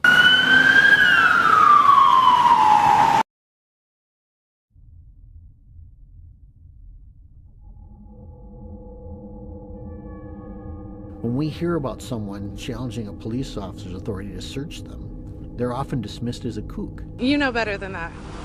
I'm sure you do too. I know exactly how it works, and you know I know that. Yeah, I've dealt with you many times, that's why. No, you haven't dealt with me. I'm with Cop Watch. I've dealt with you. Well, the fact is you have the right to challenge that authority to search. You have that right. But now you have State Patrol and police officers saying, you don't have any rights. You can't question my authority. I told you to stop. Check in the window, you hear me? We've had police and law enforcement, we talk to them and confront them with facts about what's going on. They say, I don't know and I don't care. I think we're at a point with the economy where they don't give a shit. I don't think they're trying to justify it morally. They truly don't give a shit. It's the idea that I have to do this, it's orders, and if I don't, my pension's gone and my career is over. Your livelihood, the economy, and I can stand up for that, but then how am I going to provide for my kids? It's pretty easy to abandon the rule of law when you're following the rule of number one, which is take care of you and yours. I think that's the modus operandi of most police. And then you have the truly sadistic 10% of them who just simply get off on it. Not only do they just not care, but they revel in it. It's the idea that, you know, it feels good to be dressed up like this. You know, it feels good to have power over other people. There are, yes, sick police officers and individuals within government who get off on exerting authority unjustly and get off on violating your rights. But that's not the driving factor. That's a consequence of the scam that is government and of the statist paradigm. So I see that all over the country now. I see the police increasingly becoming militarized, very, very aggressive, and the idea of constitutional rights is laughable to them. I never got an order. No, I'm not shutting up. You cannot shut me up. I know my rights. I don't give a shit. It's a First Amendment issue. I can take pictures. Doesn't matter. You get off my property. I need to see your ID. This is a police state. This is a police state. Greg Steffi and his wife Hope are accusing deputies of using excessive and outrageous force, an allegation the sheriff denies. It's just wrong that they do this to people. She called for help. She asked them for help, not for this. There are cops out there that are justifying it to themselves every day. Well, unfortunately, I mean, we've seen a lot of people just mindlessly following orders already. It's just amazing, this divide between cops and citizens and activists. And it's sad. It's sad that the fight has gone between, you know, who we're really trying to fight is the power elite that are creating these policies, and they've made it against cops versus us, and that's really, you know, cops are part of us. They just don't realize that this is happening. It's not necessarily the police that are our enemies here. It is the people that are controlling them. It's the people behind the scenes that are making them do these outrageous things to us on a daily basis. All these things are being used and they're being justified by this war on terror, this war on drugs. And the question is, why does the federal government feel like the solution to these problems is to declare war on us? We will again set an example for the world that the law is not subject to the whims of stubborn rulers and that justice is not arbitrary. Shortly after 9/11, within a week or two, there was a bill brought to the floor that had been floating around the Congress for several years, but it never had enough support and they couldn't get it passed. But on after 9/11, they said, now is the time that we'll pass this wonderful bill that's going to protect the people, the Patriot Act. But if they had called that repeal the Fourth Amendment Act, maybe it wouldn't have passed so easily. There are no shortcuts to protecting America. I will provide our intelligence and law enforcement agencies with the tools they need to track and take out the terrorists without undermining our Constitution and our freedom. The US is funneling money into tracking systems that are threatening to make the very concept of privacy a thing of the past. In the past 5 years, the Department of Defense has shelled out an estimated $3 billion on biometric programs, technology that uses physiological and behavioral recognition to identify people. However, the top cash cow is expected to remain government spending on security. It's always the government that says, oh, if you don't have anything to hide, why are you worried about the Patriot Act? Why are you worried about all these spy systems and data mining? But yet it's those same people that hide in private, that meet in secret, under armed guards, that won't disclose what they're doing, but they want to see, hear what we're doing.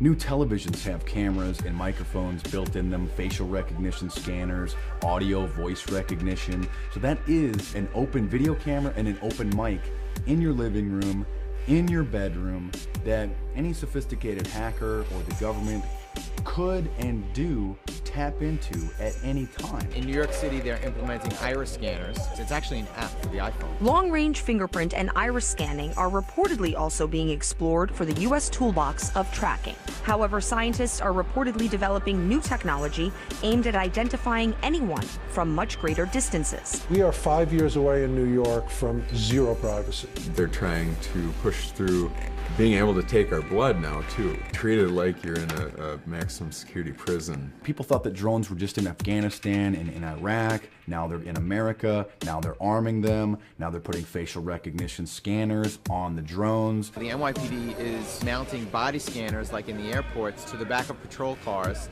and they're going to be scanning people as they drive up and down the streets. So the Supreme Court has already ruled that the NYPD wasn't allowed to use infrared technology to do the same thing. So now they're just trying a different flavor of radiation. When I worked in the agency, this was the day before gigantic amounts of computerization. Everyone had a 201 file. Everything we knew about a target would include any comments that people had made about you, anything we'd overheard about you, 5 or 6 files, each 2 or 3 inches thick. The amount of effort it took to go through something like that in paper format meant a good deal of the 20,000 employees in the CIA spent their time doing just that. In today's digital age, when you can go online and get 90% of a person's history just from open source, your life is not your own as far as the government goes. You can't have 100% security and also then have 100% privacy. We're going to have to make some choices. We see the globalists building a giant police state control grid and calling themselves technocrats.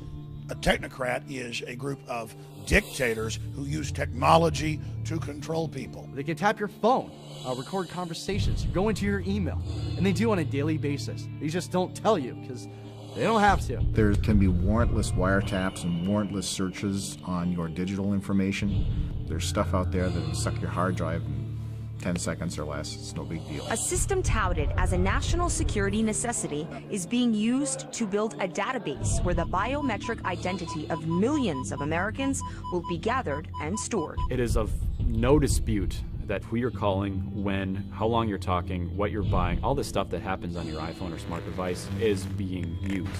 Now, at the time, there's no legal oversight as to what these fusion centers, as they're called, there's no oversight as to how they're going to use it, but it's there. So they're fusing databases, which is the concept of a fusion center, from driver's license, criminal databases, social networking they've added to that now. The CIA could care less about all these social media because it's not sort of objective reporting on people, but the people who really care about that are commercial entities.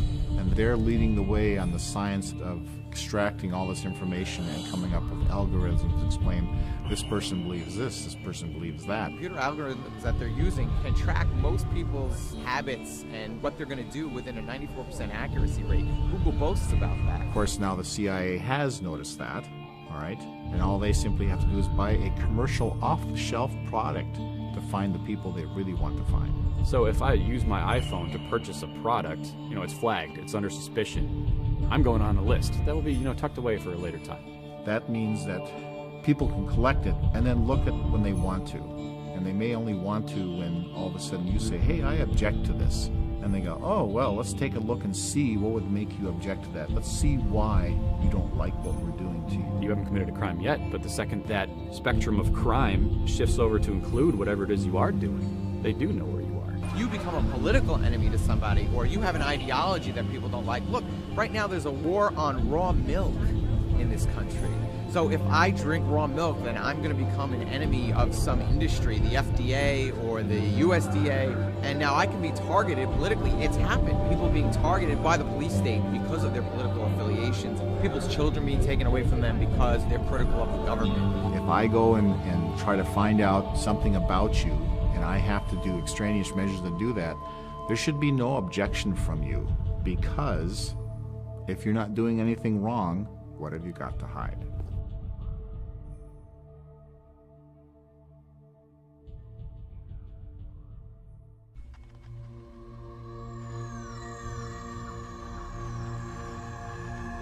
The but it's very hard to explain to people who don't get it, because it's to them it's normal. They think it's just being open, and they live in a world of reality shows. They want their every little thought to be communicated. That's not an Orwellian dystopia, it's a Brave New World dystopia. It's a nightmare, but they don't know it, they're happy. So that's the worst of all, really. Like me? Yeah, like what? Everything. Like what? Well, do you ever deposit or withdraw more than $1,000 in your bank account? Yeah. Okay, well, you get reported to the freaking Department of Homeland Security every time you do that. So what? Why should I worry about it? I'm a Verizon customer. I don't mind Verizon turning over records to the government. I don't think you're talking to terrorists. I know you're not. I know I'm not, so we don't have anything to worry about. Get an iPhone and you're good for life. For them, it's logical. If they want to see me going to the football game, fine, I don't care. But actually, they are slightly modifying their behaviour, and they're less free as a result. The chilling effect is very strong, because when you are telling people that they're being spied on, I mean the drones, for instance, this new element of drone surveillance, a lot of people say that they're just like, well, I have nothing to hide, so why should I care? That's not the point. The point is that when you have a tape recorder out on a table, you're not going to say the same things that you would before. You're not going to dissent as much. And that's the real suppression.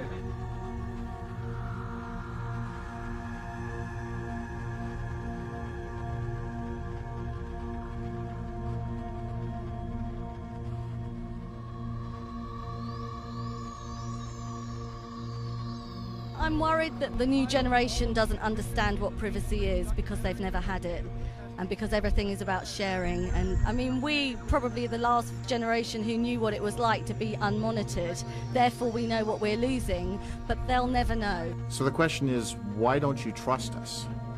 And I tell people, because I've been one of the people who are supposed to protect America. I'm just a person. I have likes, dislikes, I have opinions, and all that stuff bleeds through to what I do.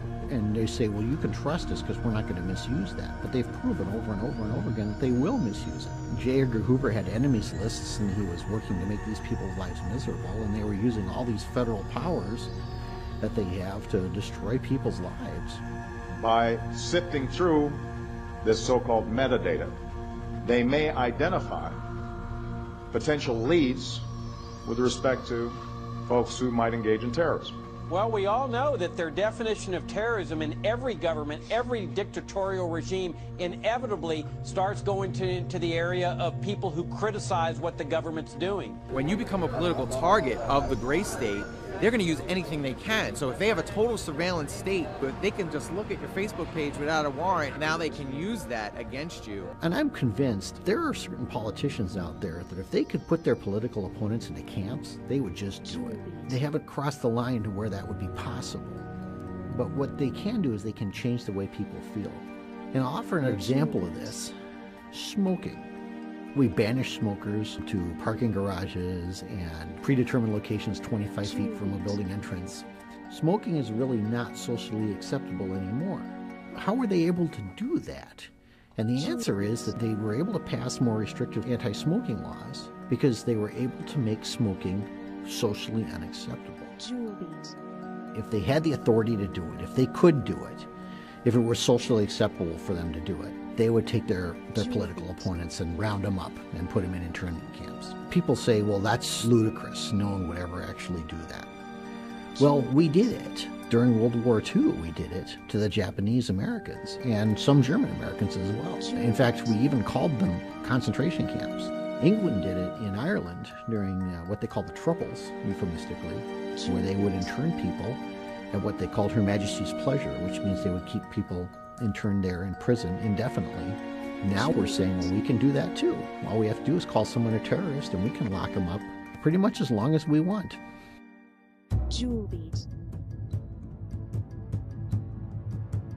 What just got passed was the National Defense Authorization Act. What people don't realize, because it wasn't reporting in mainstream media, it completely finally put the nail in the coffin on the Constitution. When the Patriot Act was introduced after 9/11, its most draconian measures were not exercised right away publicly. It was much more private. Well, now with the passing of this new Senate bill, they're advertising it. They're saying it's here now. Have you heard of Posse Comitatus? You know that, right? Yeah, they mentioned that today, but I'm not familiar with it. It strictly prohibits and is very clear that the military is not to be used against American citizens, not to be active on American soil. They cannot arrest you. They cannot act with force within American soil. That's what the police is for. The Defense Authorization Act completely bypasses the Posse Comitatus Act, which is saying that the military can now act like the police force. Now they are one. There's no separation of power.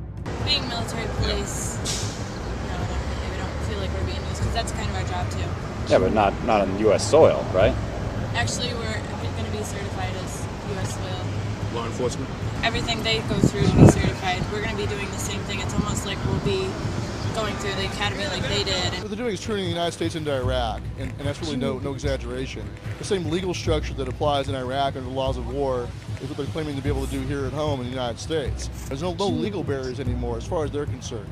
And that any American citizen accused of being a terrorist does not deserve a jury trial, but instead will be an enemy combatant under martial law, under military law, under the laws of war. Authorizing military force, that's killing you, military detention, and military trial or rendition to some foreign country. If they have any reason to want to detain you, they have that. They don't need to acknowledge your Fourth Amendment rights. There's no judge, there's no jury, there's no need for evidence. As long as we're at war, we can convert this crime, this criminal offense, terrorism, into an act of war at our option, and now we can do whatever we want. We are authorized to take action against enemy belligerents under international law. It seems like that could happen to anybody. All it takes is for a couple of people to say, hey, you're a terrorist, and you're going to get picked up. You're not going to be able to talk to a lawyer. You're not going to have any rights in that situation. And when they say, I want my lawyer, you tell them, shut up. The Constitution guarantees due process. It does not guarantee judicial process. If you had a family member of yours arrested for any reason, let's just say they're guilty of a crime, wouldn't you at least want to know? Wouldn't you want to know that the facts will be disputed in a court of law and that they stand a chance that if they are innocent, that can be found? They might even send you to Syria and have you get tortured by the Syrian secret police to find out what you know. Or they'll use one of the forms of torture that they've determined are actually not torture. It's all semantics. They say, well, this isn't torture, so we can do it. What they're saying now is this isn't internment, so we can do that too.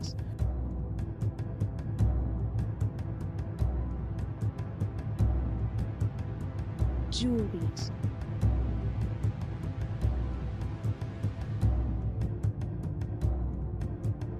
Julies.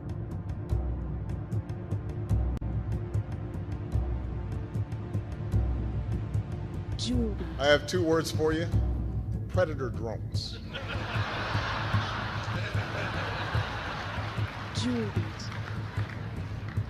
You think I'm joking?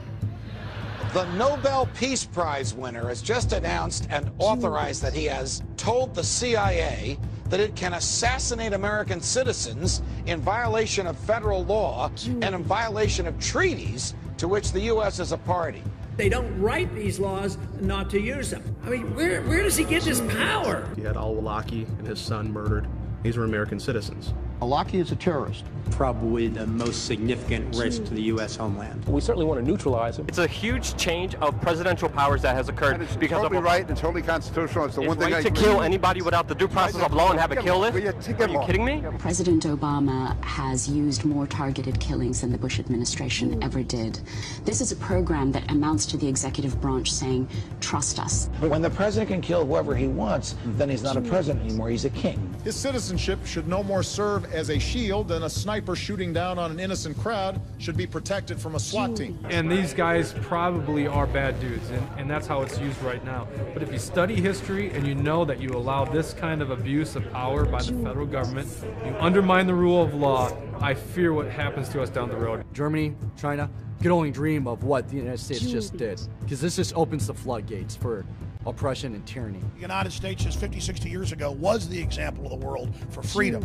Now you notice our criminal government never criticizes Russia or China anymore because they can't. And China passed its own NDAA and said, hey, we can arrest and kill people secretly too. Look, the Americans do it. It's just codifying into law that the United States Constitution and Bill of Rights are null and void. We don't care what your guys' intentions are. We know what this can be used for later on, you know, because there's a reason you don't chip away at liberties, because at some point you end up with a tyranny. The minute you stop fighting for that freedom, it's going to diminish and ultimately disappear. And once it's gone, we're not going to get it back. I got 3 kids. I want them to grow up with freedom. Don't you want your kids to have freedom? They're not going to have it. What I don't understand though is how come more people aren't awake to it when it's so blatantly obvious to so many of us. Is the conditioning really that pervasive? People who go along with the system saying like, I will support the system, I will do it, I'm not going to question it. Those are very naive people. God has ordained the police officers in a sense to restrain evil. We're to submit. As long as we submit to state authority, continue to yield our liberties, and modify our behavior to fit the mold of federal approval, this unlucky person being dragged away will not be us. And as long as at least we believe our freedoms are not at stake, we will be allowed to return to the comfortable complacency of our padded, regimented lives. You're not safe. Just because you're working for the system, you feel like you're protected. You're not protected. We don't have that anymore, and the American public couldn't care less. It's astounding. I don't care. I don't think they're American citizens. I understand. He was a 16-year-old teenager from Colorado. I understand. You don't care? Really? No. I support it completely. You support it completely? So indefinite detention for Americans and assassination of Americans, absolutely, because Obama said it. Absolutely. All right. Happy 4th of July. Why should people give a shit? This is our country. This is our home. And we have rights given to us by the Constitution. Without the Constitution, the United States is just another piece of property, that's it. To the best of my ability. Preserve, protect, and defend. Preserve, protect, and defend. The Constitution of the United States. The Constitution of the United States. So help you God. So help me God. I think it is an imperfect document, and I think it is a document that reflects some deep flaws in American culture. The Constitution reflected an enormous blind spot in this culture that carries on until this day, and that the framers had that same blind spot. What's frustrated people is that I have not been able to force Congress to implement every aspect of what I said in 2008. Our founders designed a system that makes it more difficult to bring about change than I would like. Our ancestors tried to protect us against this omnipotent type of power. That was the whole idea. And I really think it's more about the nature of government to always be as big of a cancer as the host will tolerate. The limits of tyranny will be prescribed by the tolerance of the oppressed. Now, I know some people want me to bypass Congress and change the laws on my own. Believe me, the idea of doing things on my own is very tempting. So what happens is we see these small erosions of our rights, and we get to the point where people say, well, can't you just live with that? If you say, no, I can't live with that, well, then people go, well, what kind of a nut job are you that you can't live with that? Tyranny is the mainstream drug of choice for everybody, and even we can be tyrannous in liberty. So you got to have liberty. Well, maybe they like being in prison. And that's where we see the shift, the change happen. Over time, they say, well, why do we even have that right in the first place? Was that even necessary to have? Like we were discussing earlier, when you have the news headlines covering Fast and Furious and the drug trade, arms trade, trafficking, and no one cares, no one gives a shit. Why doesn't that matter? Doesn't matter to me. I'm sure they'd have a good reason if they did. Is it because of Obama, or is it because he's a Democrat, or just because you trust the government that much? Well, all three. All three. So you trust the government and you would let them kill you because they know what's best. Say that one more time? Absolutely. Okay. Well, I don't even know what else to say at this point. Have a great day. Oh my God.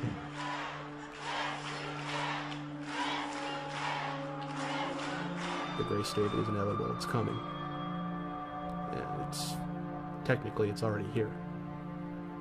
We want to urge you, today's Viper searches did not come from any particular threat. One TSA official says intelligence tells them they should be focusing on the highways as well as the airports. They also warn that terrorists are going to be striking at home, that terrorists now are going to be domestic. The menace of terrorism has mutated. Homegrown terrorism is one of my biggest concerns. It's happening in our own backyard. They're trying to indoctrinate us into a tattletale society where we all think each other are suspect. They're recruiting truck drivers into the First Observer Highway Security Program to say something if they see something. Be responsible citizens, report that. Bottom line is this: if you see something suspicious, say something about it. Everybody should be aware of what's going on the road. Close to 1 million Americans signed up on this list saying that they will report their neighbors to the government. You have financial rewards if you spy on your neighbor. In some cases, you're required to. We can reference the story of the city in Vietnam. In one night, Viet Cong rolled in, rounded up 4,000 Vietnamese men, and had them all executed by the next morning. And the CIA just could not figure out how they did it. Well, the answer is they have a system of informers. And what are we being taught to do? If you see something suspicious in the parking lot or in the store, say something immediately. Report suspicious activity to your local police or sheriff. Well, what's suspicious activity? Again, in this sort of Orwellian nightmare we're descending into, people are not engaging in critical thinking skills, so suspicious activity is intentionally vague because, hell, to different people, anything's going to be suspicious. It's wrong to carry a gun, and that if you have information about people who are carrying guns, you've got to share that. Thank you for doing your part to help keep our hometowns safe.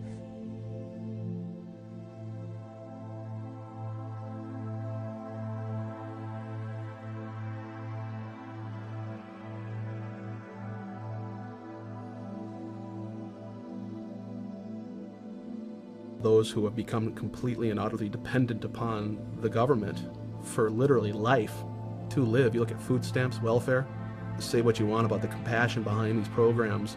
The fact of the matter is you're creating dependency.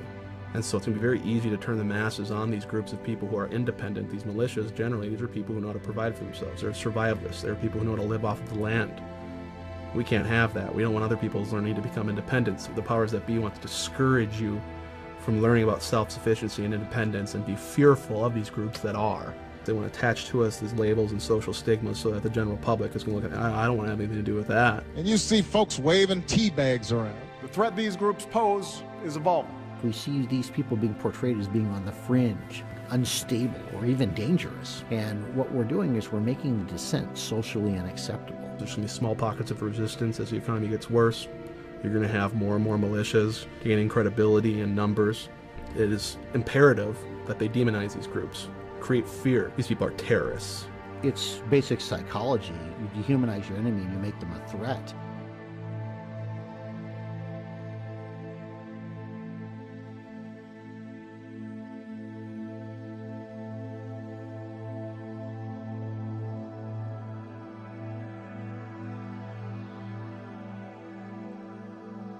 During World War I, there was an organization called the Law and Order League. They would go out on the streets and they would round up men who were the draft age and would force them to prove that they had either fulfilled their draft obligation or were not eligible for the draft. These weren't even agents of the government. These were just people.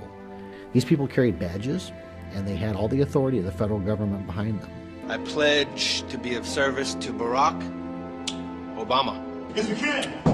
All those streets are raised to America. Yes, we can. Have our own dreams and do our everything space of your dreams. Yes, we can. They've been conditioned, just like the soldiers are conditioned, to hate their enemy. Yes, we can. These people are conditioned to hate their political opponents.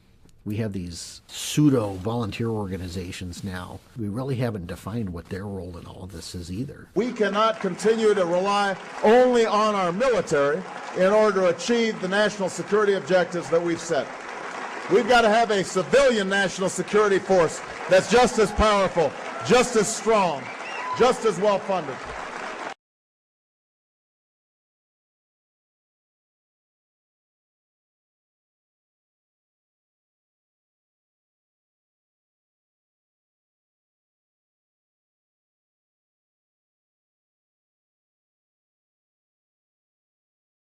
Now we begin to appreciate the magnitude of our opposition. This is not an obsolete single tyrant thousands of miles away who threatens everyone's freedom publicly, but a convoluted mess of legislation and social evolution whose enforcers believe that they are working in the best interest of all and whose ranks are filled by our own friends and neighbors. They say revolutions are won by the 3%, and that may be true.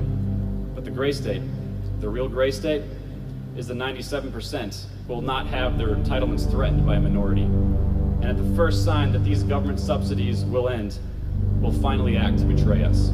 It's kind of working against us to care about other people. As long as they're safe, as long as they're okay, As long as they're not being searched, as long as they're not having their stuff taken away from them, I've got mine, I'm okay.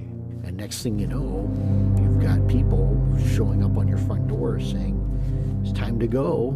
We changed the law and now you fit. Police department, everyone move! What we have now is the illusion of a free republic. It's called incrementalization. Hitler did not have the Jews rounded up into camps overnight. It was step by step. First they had to show their papers everywhere they went.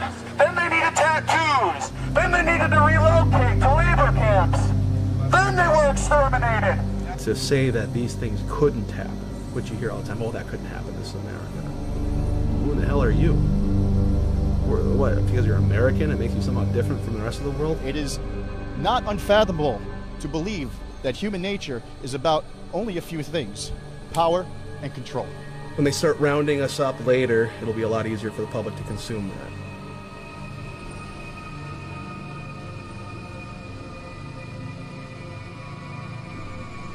Here's something fun.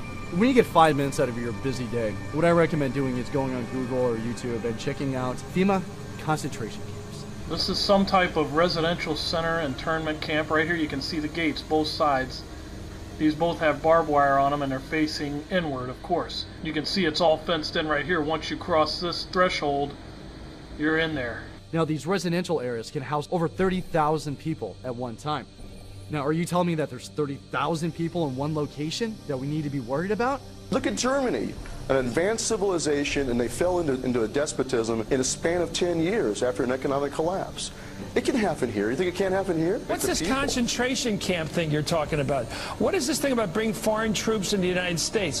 What scenarios do you live in? This is a historic pattern. This has happened in the past. Documents are out, the detention camps and the internment camps, the re-education camps. They're hiring for positions in these camps. These institutions are becoming active at the same time that this defense bill was passed, and now that the economy is on the verge of collapsing. There's no markings of any type of business. This is not a correctional facility. Got a call from a buddy of mine that's serving in the Army right now. He's saying that this is already staffed. They already have military personnel on the grounds. Something is going down. You know something's on the horizon because people, look, they don't do this just to be safe. They do it because they're prepping for something. They're preparing for something.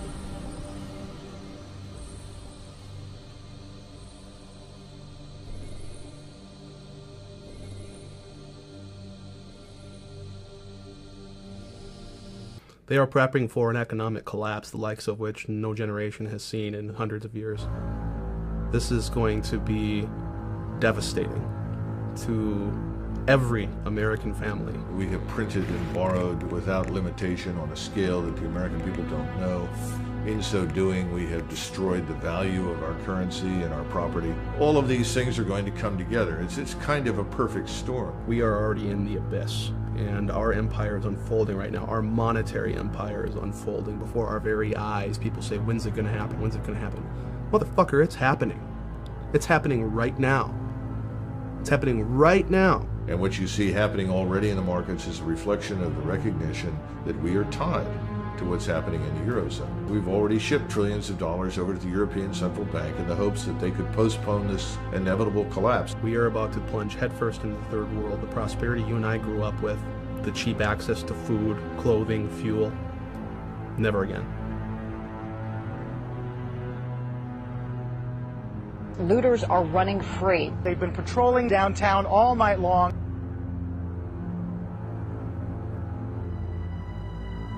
If I could offer anyone advice, get out of the cities.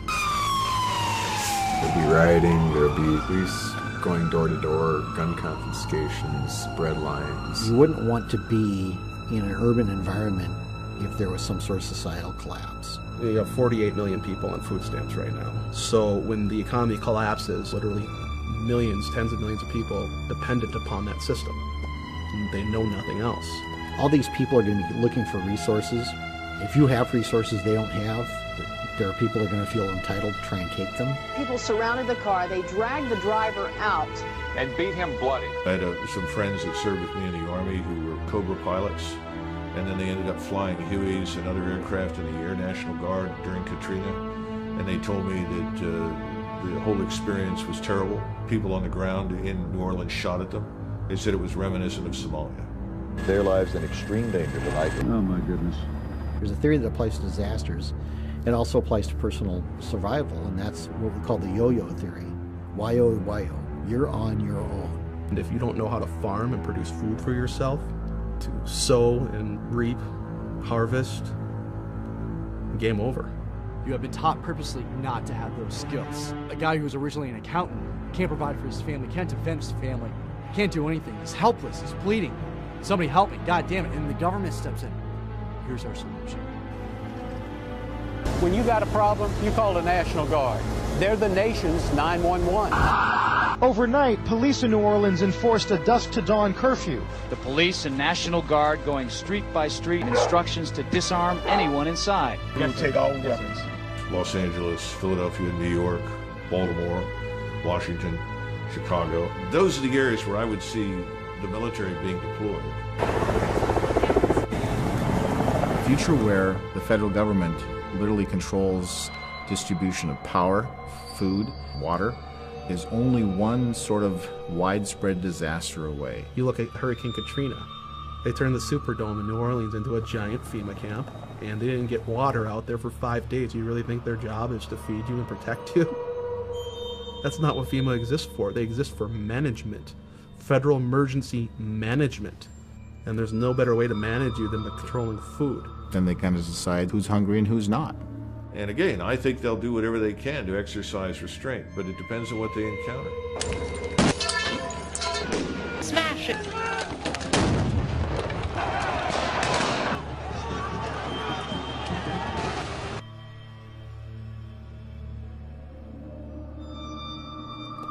It'll be easy then to play off the American public against each other.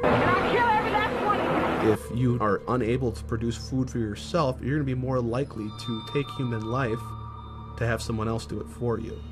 You're going to be more likely to say, yeah, the government's murdering militia members, but if I don't support that, who's going to feed me? You might have to pick sides someday. Are you going to stand with your neighbors? Or are you going to stand with the government and get fed? What other option will you have? Fabric of society is changing before us. We are definitely looking at a transformation of our society, and it's not necessarily a good thing. And so what we're calling on active duty military and police to do is to simply stand down and to refuse to comply with unlawful orders. But if they continue provoking violence, violence is what they're going to get. That's not what any of us want. You don't want to think about the stuff that you're going to have to do. I mean, shoot an American. Yeah. What I fear is that the powers that be understand that their time is limited, that eventually we will win if given enough time. My concern is they will try to use the only tool they have, which is force, to try to crush the revolution before we can be successful in a peaceful manner. That's my great fear. What people need to realize is that they are creating this problem. They want to push people over the edge to create this chaos. They're going to try to capitalize on it. Their vision for what's next is a global Fed and even more power. Power being stripped from the people, being stripped from the communities, being stripped from the states and centralized and then internationalized. And what you're seeing is the various powers of the world are positioning themselves on this grand chessboard, like Zbigniew Brzezinski of the Obama administration wrote about. They are all positioning their pieces because they know this system's going down. That's the dirty secret. It's all planned. They planned it because they knew it was going to fail.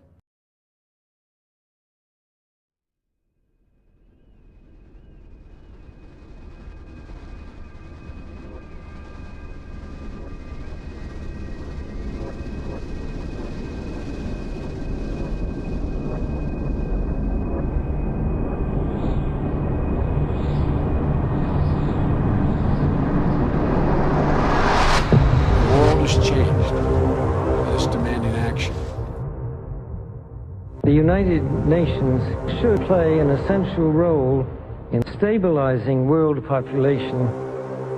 You look at the people who are controlling or pulling the strings. The Honorable Henry A. Kissinger. The actual controlling people of the world and the globe and how they perceive humanity. It's disturbing and it's also psychotic because these people don't care about human rights. These people don't care about human liberties or freedom.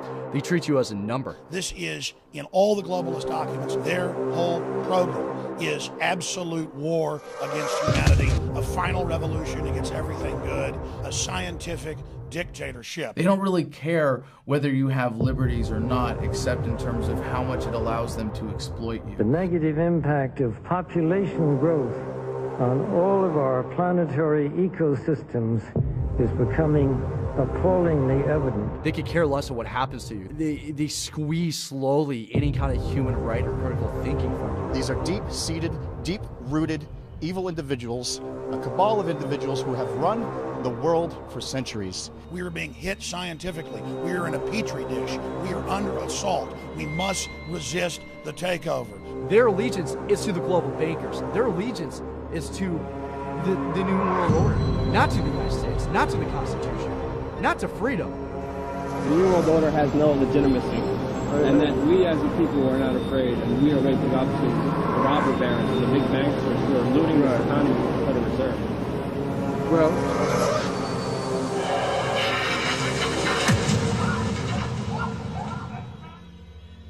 if we decide to be sedated consumers in perpetuity and to effectively adopt the title of sheeple, then yes, I guess the Republic as we know it could go out of existence. And within the next 20 or 30 years, we'll look at something like Brazil. Tens of millions of people living in poverty, with a very few people at the top controlling most of the capital and dictating the lives of everyone else. We have become decadent. We've become proud. We've become arrogant. And worst of all, we have abandoned our Bill of Rights. We've let them take it. If we allow democracy through negligence and carelessness and the crude ambition for money, power and glory of politicians to be handed away, as we already have in Britain, to a supranational entity which we do not elect and cannot control, then you become just another police state. The freedom of the people will no longer be guaranteed by their own voice and their own vote. There will be an increasing gulf fixed between the governing class, which will wield all realistic power, and the governed, who will wield none. We'll be right back to square one, and all the work of your founding fathers will have been carelessly set at naught by the very people to whom you have entrusted the defense of that Constitution against all comers.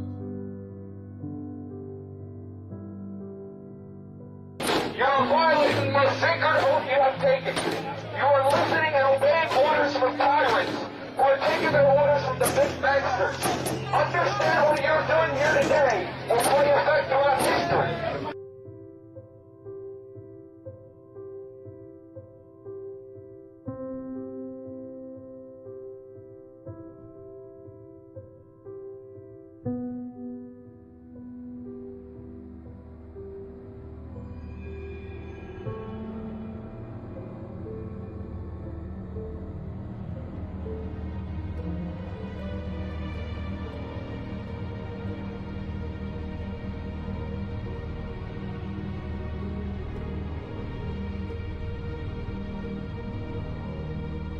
The hour is late.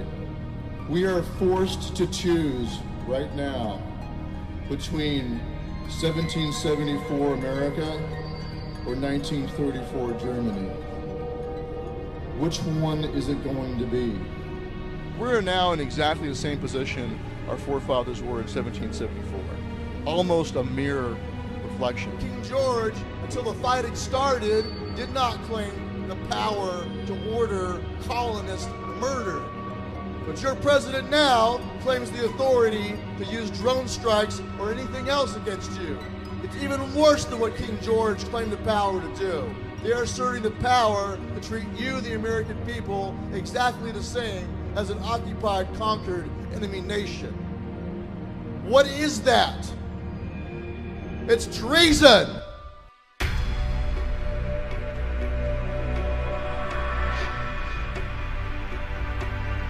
We have three ways to deal with the government. We have the soapbox, we have the ballot box, and we have the cartridge box. If they catch you violating their unconstitutional laws, they will, when they please, send armed men to work their will upon you. And people, innocent of any crime save the one these tyrants created, will die resisting. If it came to the point, if they started rounding people up, I would resist. I would not go working. I would rather die in the street with a gun in my hand than die in a camp. You know, if I have to die, I'm going to die a free man. We will not die! You wish to stay free and to pass down that freedom to your children's children. You can do no less than become the lawbreakers that they have unconstitutionally made of you. You are the modern American revolutionaries, but unlike them, all you have to do is preserve what was already given to you by the blood of other patriots. You have to make sure it's not in vain. As long as your heart beats, as long as you draw breath, you have a duty to stand. We will not comply, and we will resist. Accept that fact. Embrace it. And resolve to be the very best, most successful lawbreakers you can be. And you will stay free.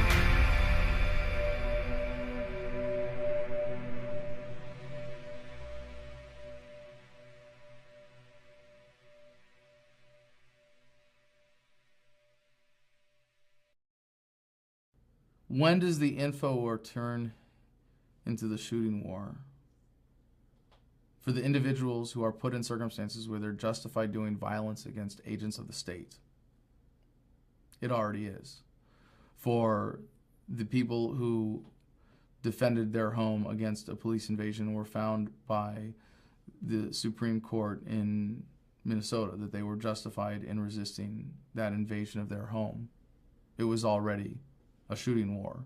For the insurgents in Iraq and Afghanistan defending their home, it is already a shooting war and not an info war.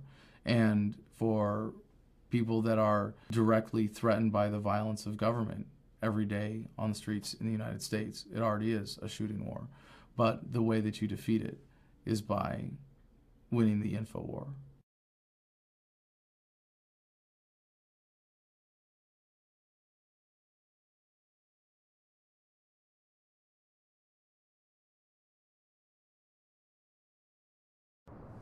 The thing you have to remember is the task that we have before us today is a task that's never been attempted before in history successfully. No republic, once it's gone corrupt and long in the tooth, has ever been resuscitated. Ever. Look at history. I pray every day that we can revive this republic. I don't know it's possible. It's up to the determined minority to make it happen, to shape history. I have my doubts. I do. But I know that we have to try.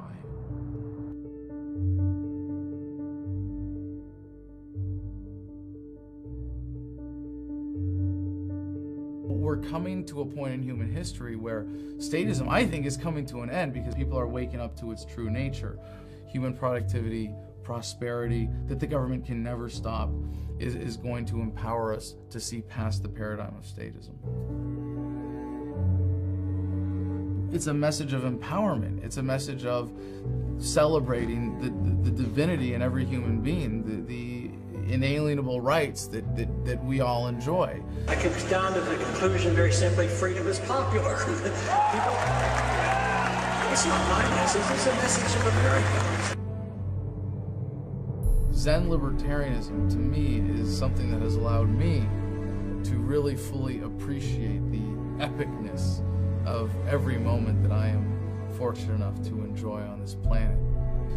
If you really understand the physics of reality, the fact that every cell in our body is replaced every 7 years, that at the atomic level there is no such thing as matter as much as there is waves of energy that matter is composed of, and of arranging the molecules in your brain to engage in the rest of the world, to be a part of the universe, to enjoy the experience that it is, to be a spinning wave of energy, a spiral of light that we are as human beings.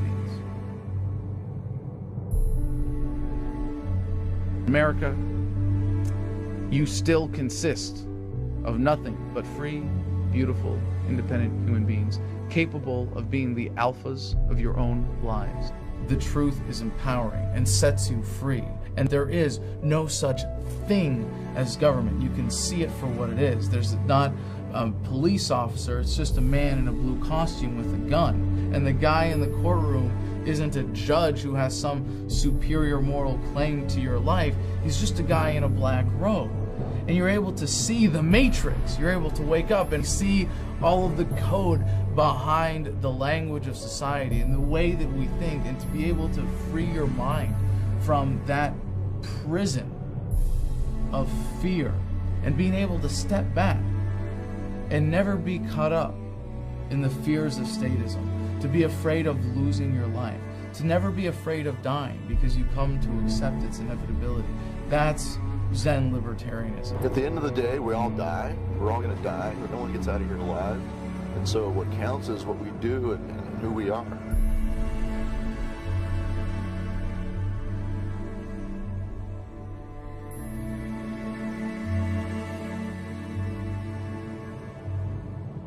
We really need to wake up, and we need to say, we're not going to use violence to enforce this. We're not going to use force to enforce this.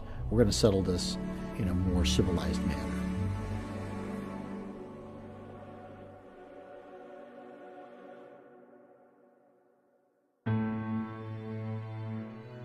There isn't much chance of avoiding the quote-unquote hard landing that we've been discussing. It is a precipice that some states have already plunged over, and that the federal government threatens to follow. What can you do about it? It's the same thing that's been going on since the beginning of time. We have no power. That's the other lie.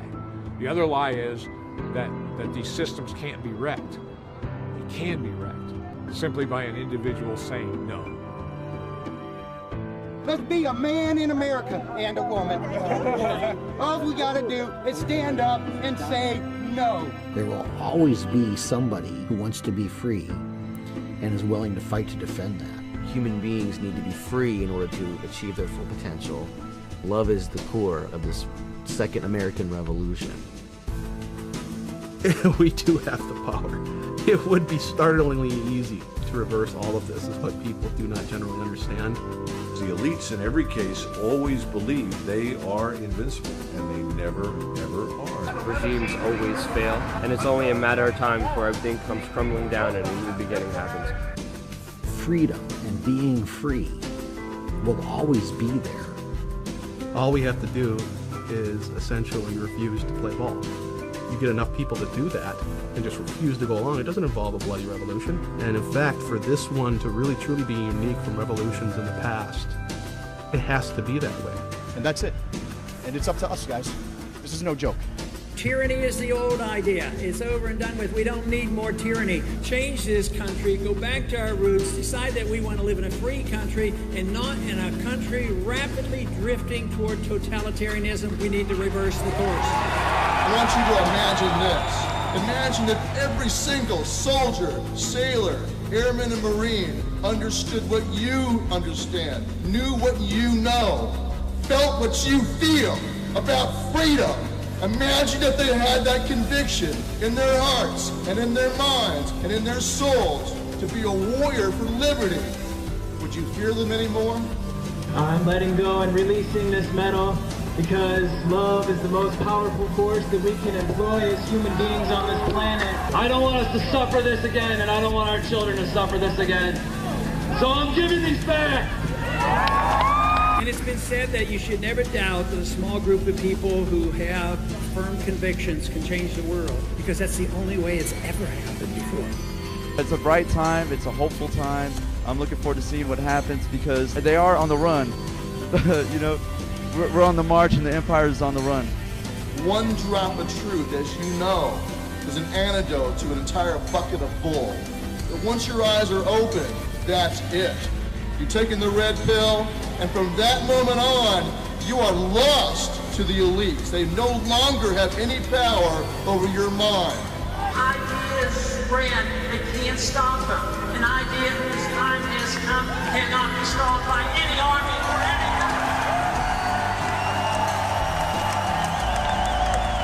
government. In terms of resistance, say no every chance you get. Every chance you get, say no.